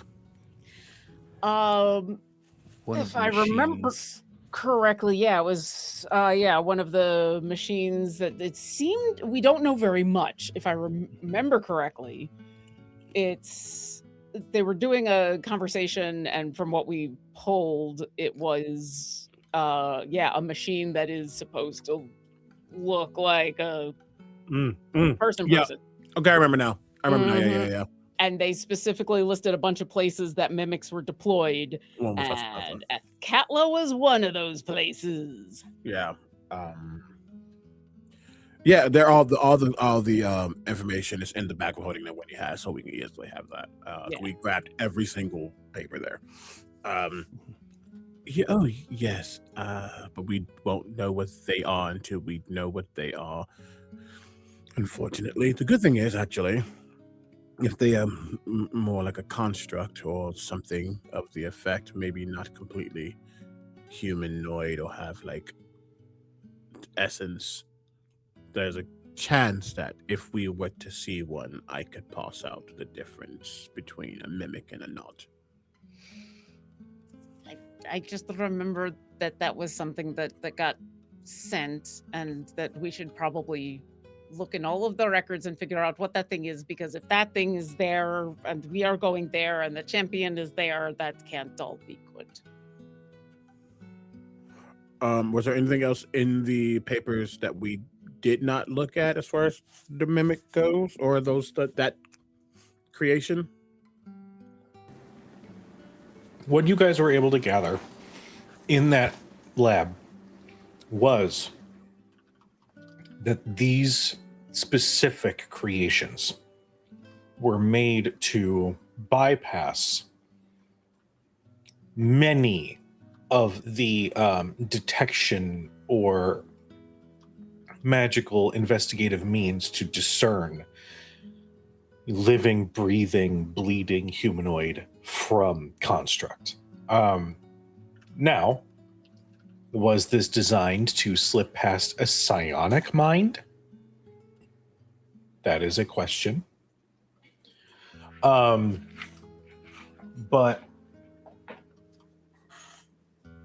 there was definitely one sent to Athkatla. I'm trying to think of other information that you guys wouldn't already have. Yeah, I can't remember exactly, like, because we were getting like overview information because there was a lot of information. And so I don't know if we had done a deep dive into mimics, or like if we needed to go do like deeper dive, or if we needed to go talk to Basu's mentor or what. So this is Udazash being, hunter preparing for the place we have to go hunt. Yeah. I would say that, yes, as I recall, there was sort of a quick in-depth glance at the information that Basu had gathered down there. These creatures are equipped with internal weaponry,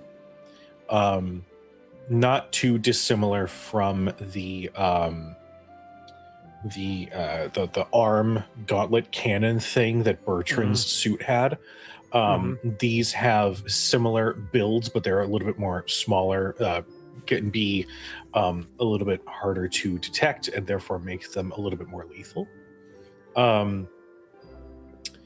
They have the persistent capability to essentially cast Alter Self. So they will appear as whatever form they wish to take. The only limitation was they had to take the form of somebody that they have seen before. But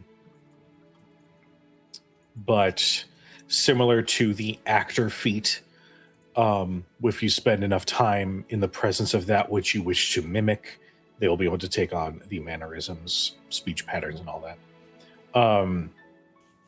And we'll say that there were some notes in there detailing that the success of one of those mimics led to, actually, timeline-wise, I'm trying to think. I think it's whatever. Timeline matches up. Fuck it.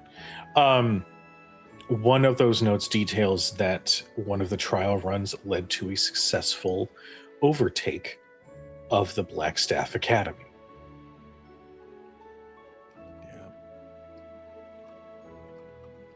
Yeah. Yeah, I'd say that's probably the information that you'll see in there. If you have other questions about stuff, I'm good at like giving information that way. Poo brain is poo braining. Yeah, I'd say that's probably the bulk of the information that you got from those notes. Cool. Was there anything about like what the inspiration for the mimics were? Like, is it based on like just general constructs? I mean, obviously it's to infiltrate, but like, did it talk about like what the direct inspiration was from? Because that might be good for us to know, because we might be able to use what it was based on as a way to find out how to counteract. That's just more information on like what fail safes did they put into these notes for their own understanding of what, like, if Bertrand found a mimic in the wild that he maybe didn't make but someone else did, he would be able to tell potentially. Like, is there anything like that talking about the why and what to look out for? This was inspired by a story that Roderick told of a little stint in the Feywild where he encountered a changeling. Okay.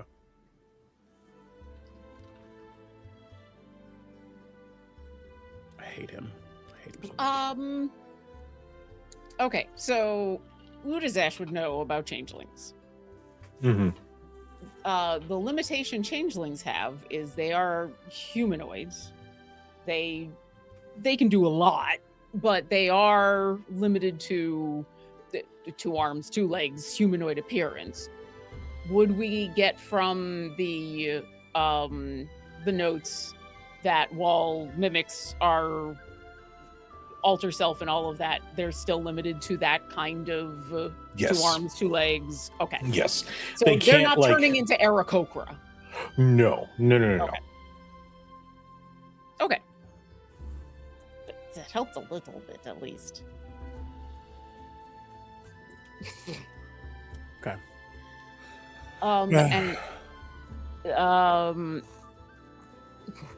Is there anything in the notes, or do we get the sense that it's worth talking to Bertrand to find out why this mimic was sent to Athkatla?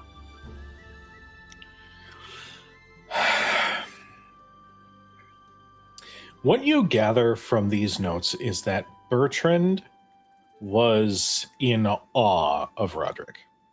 And given the connection and the overall game here, Bertrand was essentially there to perfect the designs and then send them wherever Bertrand wanted them to go. Or Roderick wanted them to go. Oh, yeah. I'm sorry. No, just confirming, because that makes sense. Bertrand doesn't really have an interest in the product. He has an interest in the person who wants the product. He just is the person. He's the creator. He's the instrument of that. That makes sense. Okay. He idolized So- him enough to not need to know what he was doing with them. It was worth an ask, but yeah. Mm-hmm. No, And it's what okay. sucks is knowing Roderick, there's a chance that Bertrand was like, "Hey, what are you using this for?" And Roger was like, "This," and then snapped his fingers in 6 seconds where it was erased. So it makes sense that he probably Spoilers. doesn't know. Hey, I mean, we know we have the ability to know through Yeah. Leo that Roderick's probably doing some F-boy stuff. Mhm. Don't know what though, because obviously there's been growth since then. And to that point, thinking about that, I believe, and correct me if I'm wrong, Roderick also had a tadpole, which means there may be psionic things put in place as well, or defense against psionic as well, because he would have that ability. So just that's Bertrand something to keep in also worked on the Steel Watch, which have tadpoles in them, so he would know how to work with them in machines. mind. Well, unfortunately, I think we would have to find him. There's just a twitch of his eye, and I will actually say when he says him, realizing that the timeline and the expanse is starting to narrow towards getting towards Roderick. When he says him, I think everyone here, it's nothing pressing, it's nothing like antagonistic, but just for a moment you almost feel not apathetic, but as if Leo isn't a threat, just for a small moment. But that goes away. Just a small hint to what has happened. Okay, well, I think the best way for us to find out is to make moves. And I do think handling the dragon is probably the better start right now, just because we know where it went, at the very least. And it would be on the way It anyway. would be on the way. And that's still a lot of eggs. I do think going back to the gate, though, and seeing if we can borrow a haversack would be nice. Or honestly, just get a new one. I know Winnie likes the bag of holding, but we can upgrade that by now. Yeah, we could build something too. Oh, sure. Especially if we're going to need to carry eggs somewhere. I don't know how throwing them into a pocket dimension is going to do for them. So Incubation!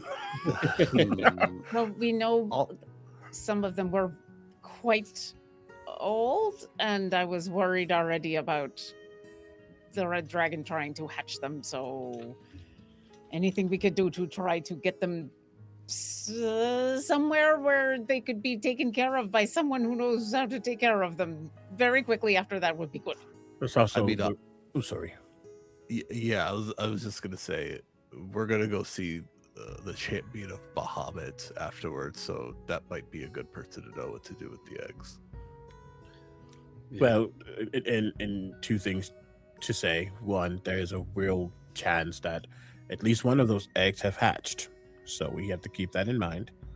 And two, we also did kind of just learn that Bahamut is asleep. I didn't know gods can do that, so that's another wrench in the system. I don't know the analogy.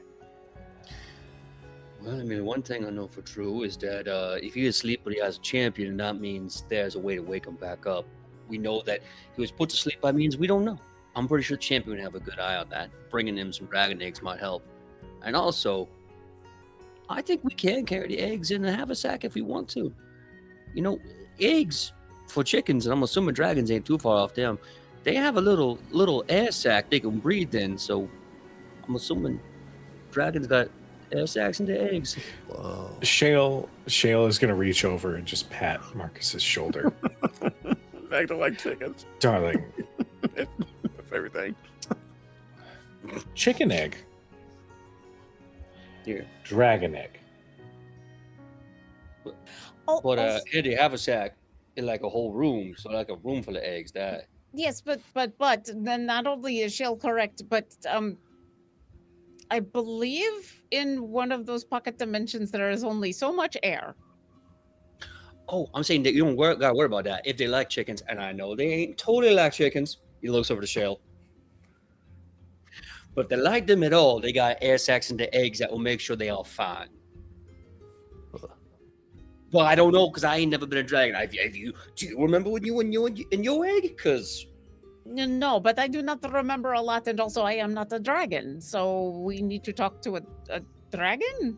We should talk to Shale. Can we talk to your dragon and ask them what we should do with the eggs? They'll have a dragon? Yes, she can summon a dragon, and we found out the last time that it was like a real dragon spirit of an actual dragon. Whoa. It's a little cramped in here, but Oh she'll. yeah, we'd have to do it outside. Yeah. Well, I wonder. Maybe I can. I have an idea. Oh! I have an idea. And as she moves her fingers, the temperature immediately around her cools, as there's just a gathering of pure white, freezing cold energy that she then places on the wooden table. And then when she lifts it, there is a dragon spirit that is very tiny on the table.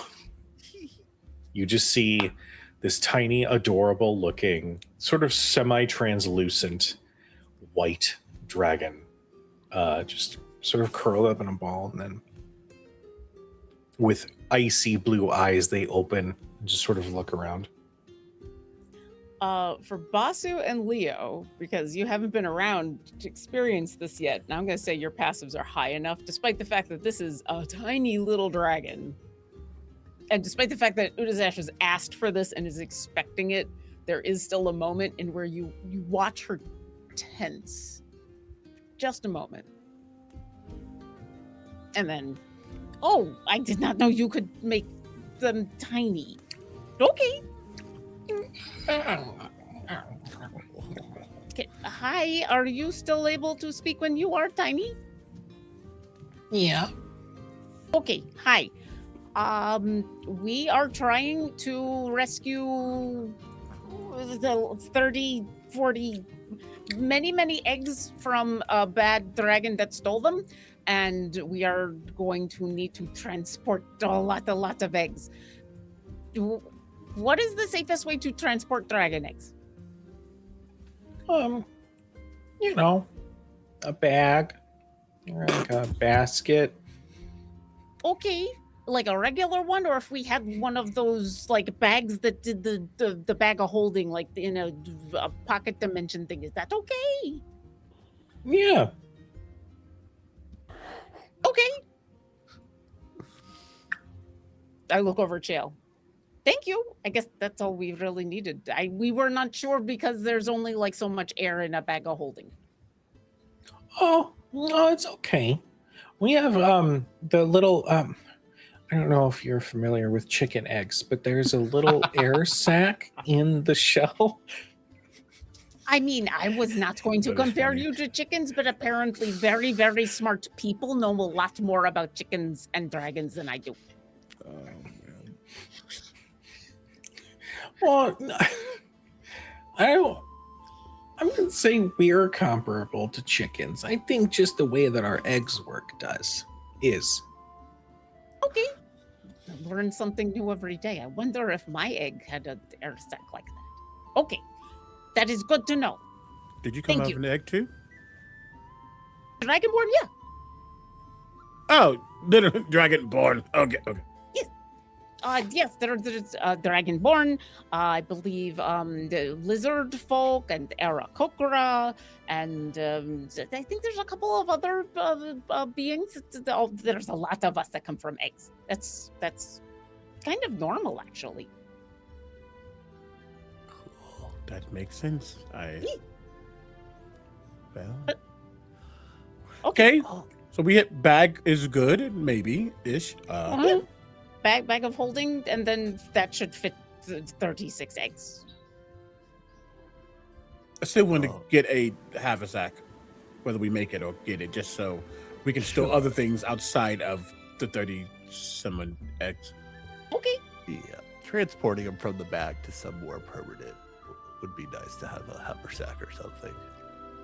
Oh, yes, we don't want to be carrying around that many eggs for very long. It's just we're going to need to get them from layer to somewhere. I have not gotten that far in the plan. I just know that we should not leave them there. Also, don't you guys have that book about dragons and stuff? You yeah. use it to help the bow. Maybe there's stuff in there to at least, I don't know, make them comfortable. I didn't read it, but Oh, we should read it. It's very, very cool. Leo and I read it, and that's how I ended up with this very cool bow. Well, Leo helped me with the very cool bow. And then she's going to reach inside of her bag and pull up Volo's Guide to Dragons and just kind of plunk it onto the table. We can read it after we're done reading the other book on the horses. okay, we got some on the road reading to do. You know, we got a trek till we get there. Mm-hmm. Okay. We should probably start making some headway. So I think Yeah. I'm not sure what else we need to do while we're here. It was really nice to be able to come back and not just rest, but take in and rejuvenate, I guess, in a way. But Move in. yes, move in. Yes. Hopefully your room is nice. It's perfect. And if you need an actual workshop space, there was a lot of empty areas that are no longer being used as torture chambers that we probably can use. Wonderful. It comes with tools. I mean, do you need a lot of like wrenches and collars? Recycling. I mean, it's all scrap metal in the end. I can turn it to whatever tools I need. But I mean, sometimes, you know, a good bone saw is useful for things. Anyways, we should probably get ready to head out, yeah? I think Mishka is mid-bite when she's like,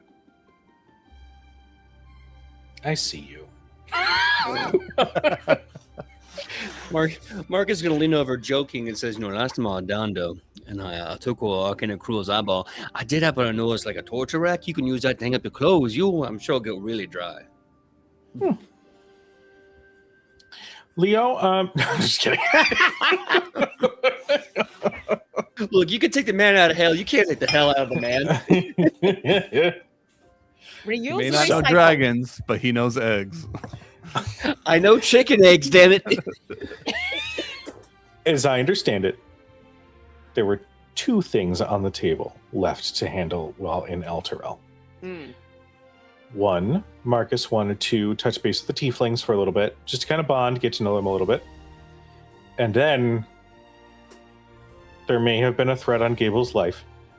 Whether or not that is cashed in, I leave that up to you. I will happily concede my tiefling time for the murder assassination of one Gable.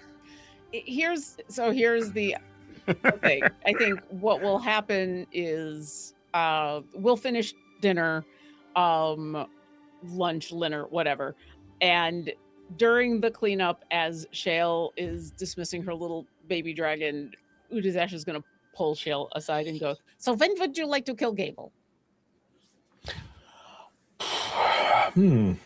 Well, found a little bit of wine, some delicious pizza. Thank you, Marcus. She just calls back into the kitchen.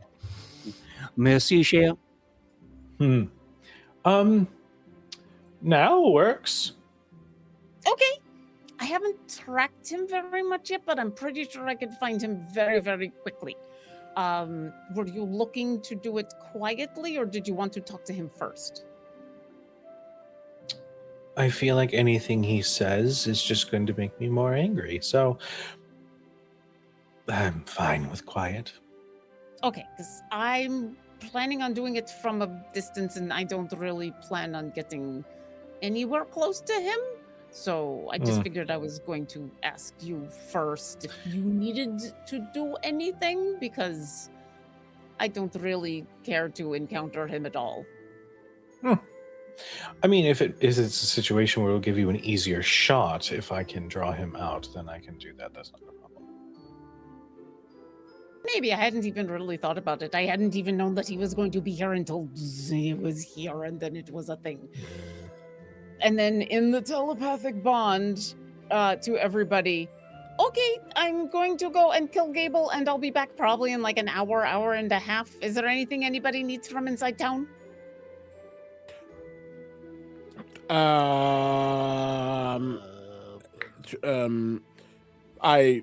don't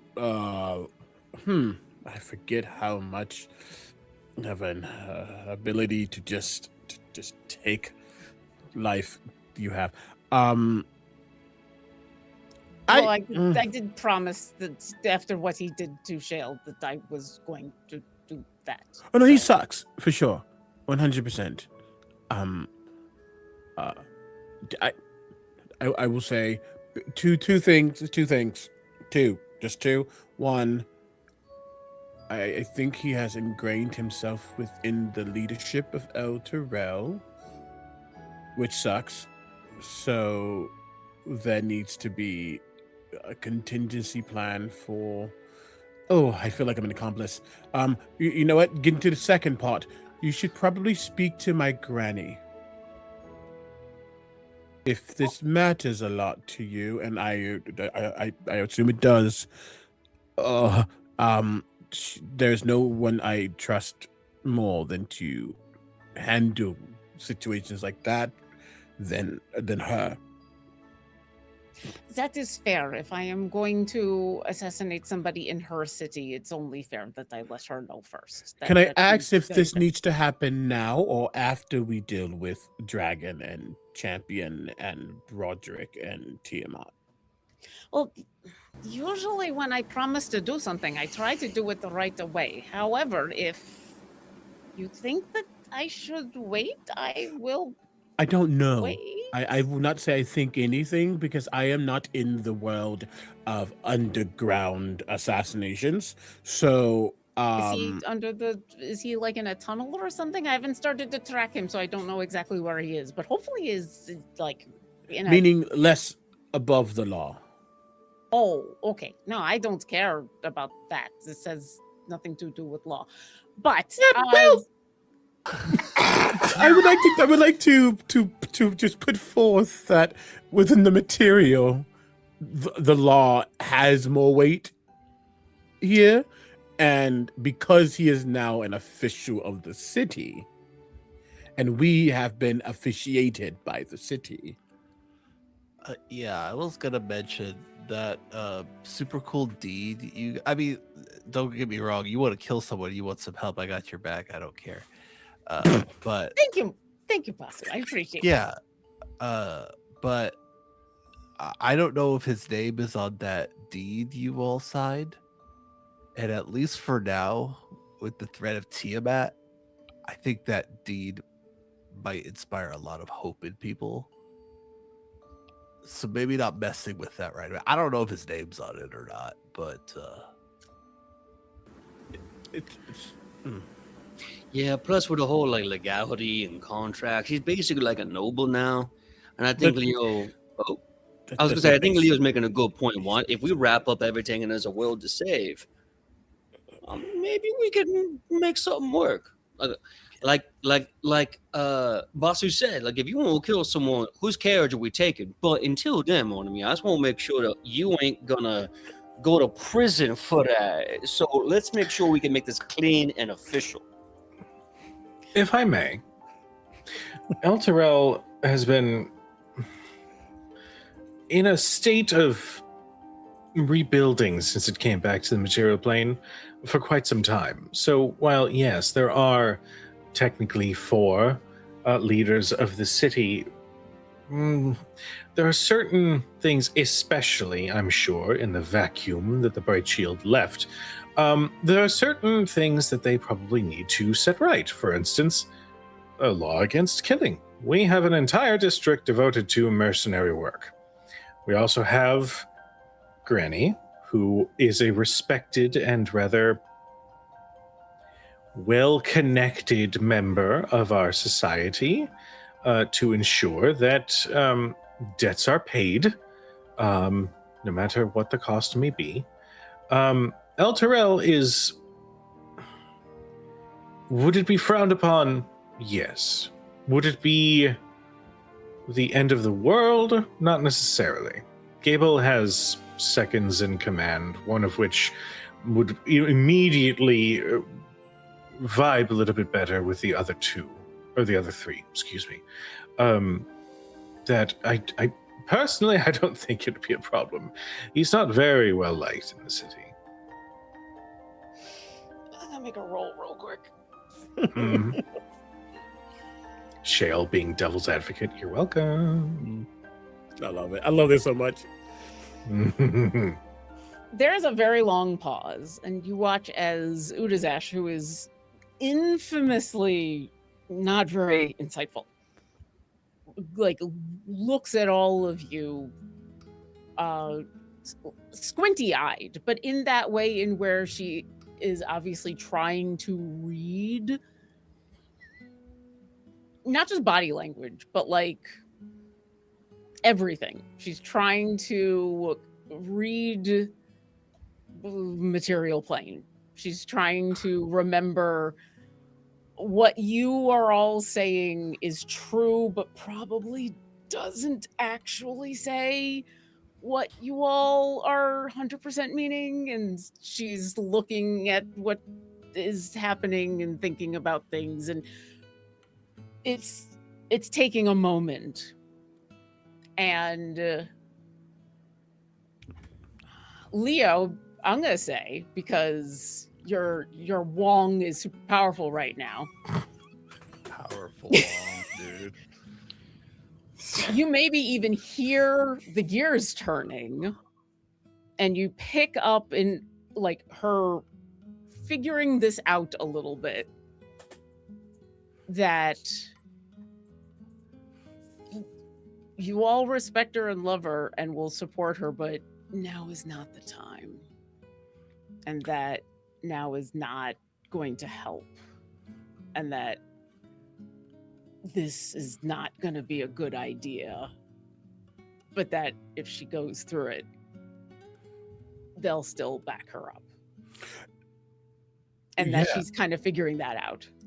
And I think with the insight, even if it's low or whatever, I think you get from Leo's, especially because he's his own control. It's not that it's being arrested. It's not that it's struggling. It's just he's trying to recalibrate his stuff. So in that, there's a little bit of things that are getting out.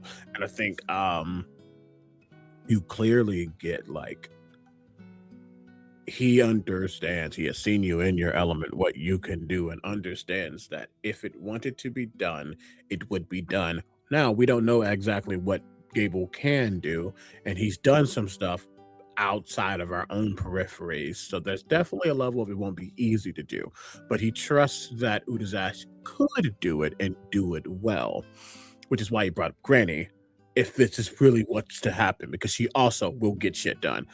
With that being said, because of the noble background that Leo has, because he is legally by title a lord, there is a level of just be careful, because it could come back.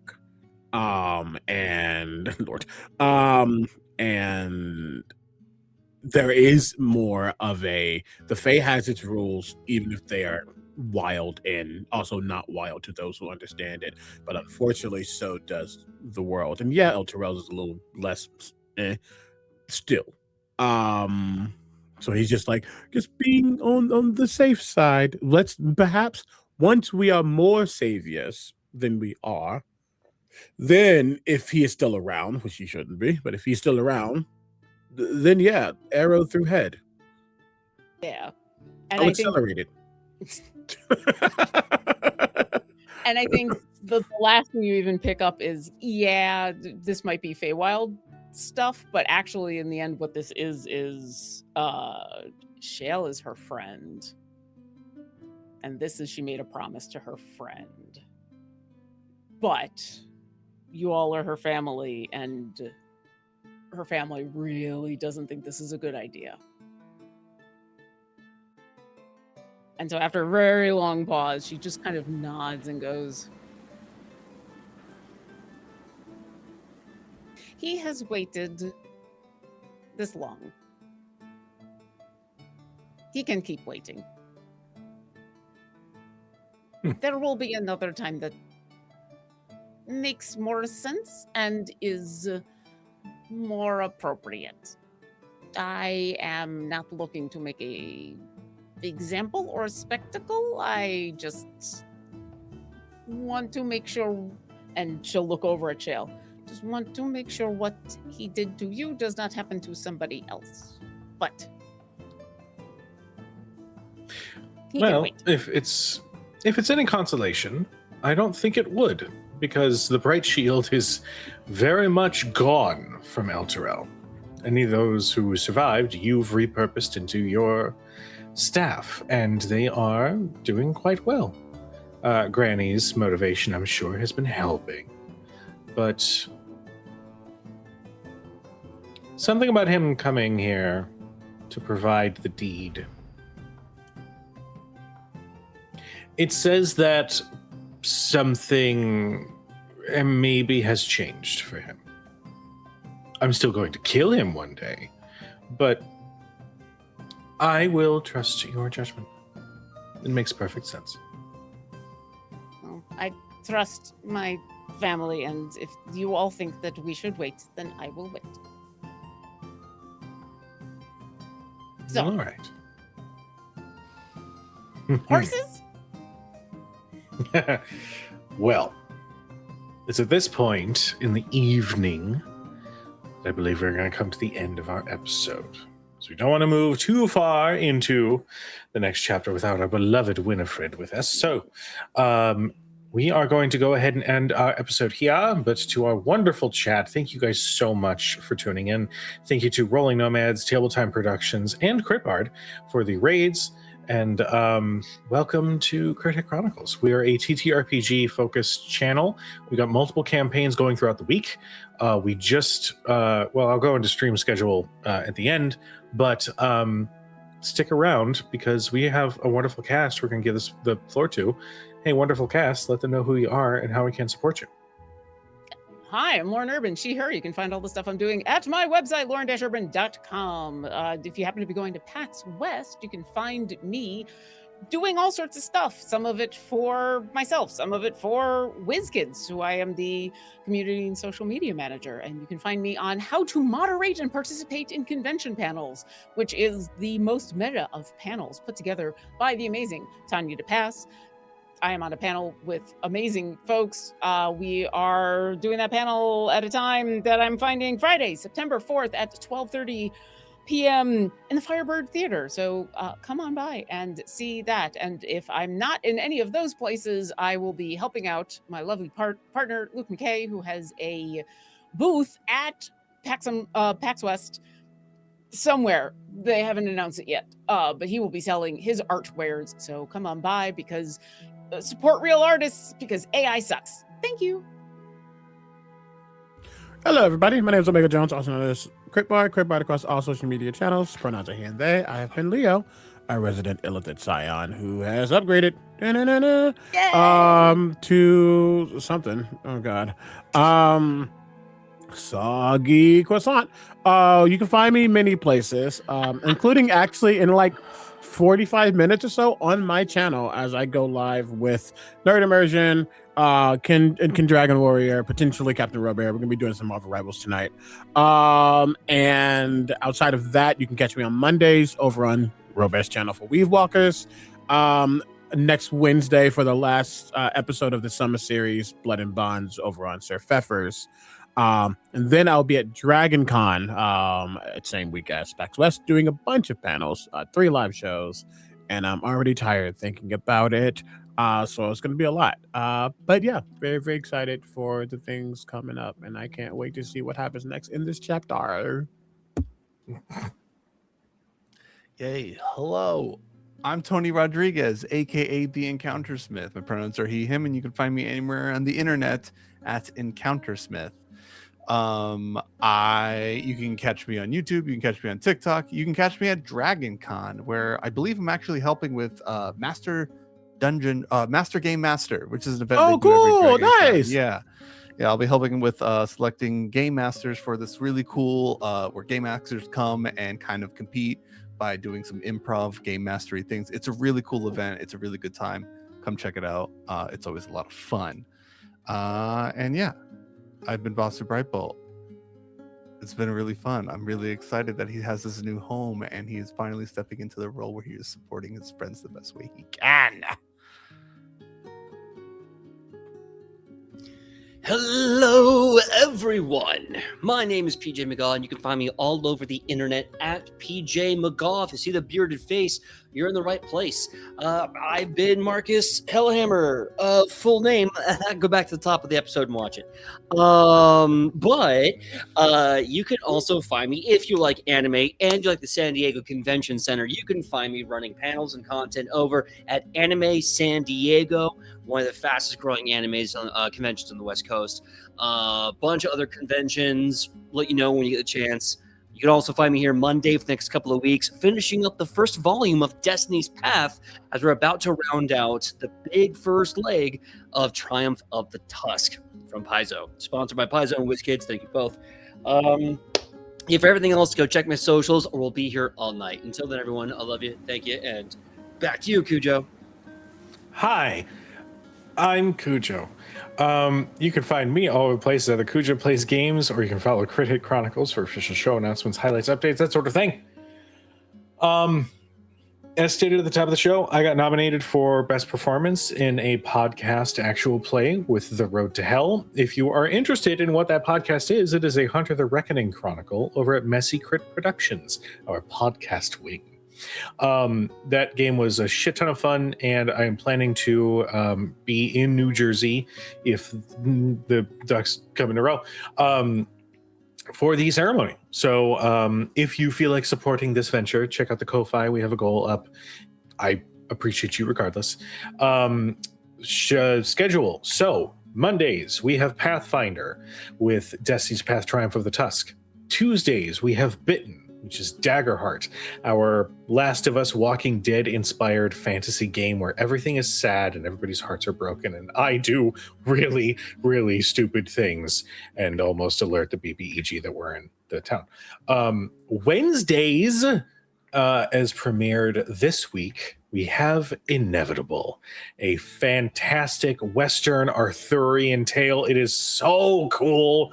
Zach did an incredible job editing, and I know that we were all excited to see this show come to life, but truly incredible. Go check it out. Thursdays we are dark. Fridays, congratulations, you found us. It's Shadows Over Baldur's Gate. I will tell you, there's going to be some show announcements coming because we are not done yet. We have so much more of this year. Speaking of which, I will also be at PAX Unplugged, and I would very much love to hang out with you guys. I accept hugs and whatnot. So that's me. But to end our evening, I'm going to go ahead and get a raid set up for Blizz. We're going to send some love their way, tell them that we sent you. But in the meantime, God, I hate that this is a thing. Omega, what have you done? Soggy croissant is in the chat. It's a vibe, man. Sorry. It's giving sogs. Look, if you're not soggy, then we're not down to loggy. Get out of the chat. What? Don't stay in the chat. Stay in the chat. Y'all deserve better croissants. Regardless, we love you. We appreciate you. Please be nice to each other. Don't eat soggy croissants. We'll see you guys next time. Good night, everybody. Bye.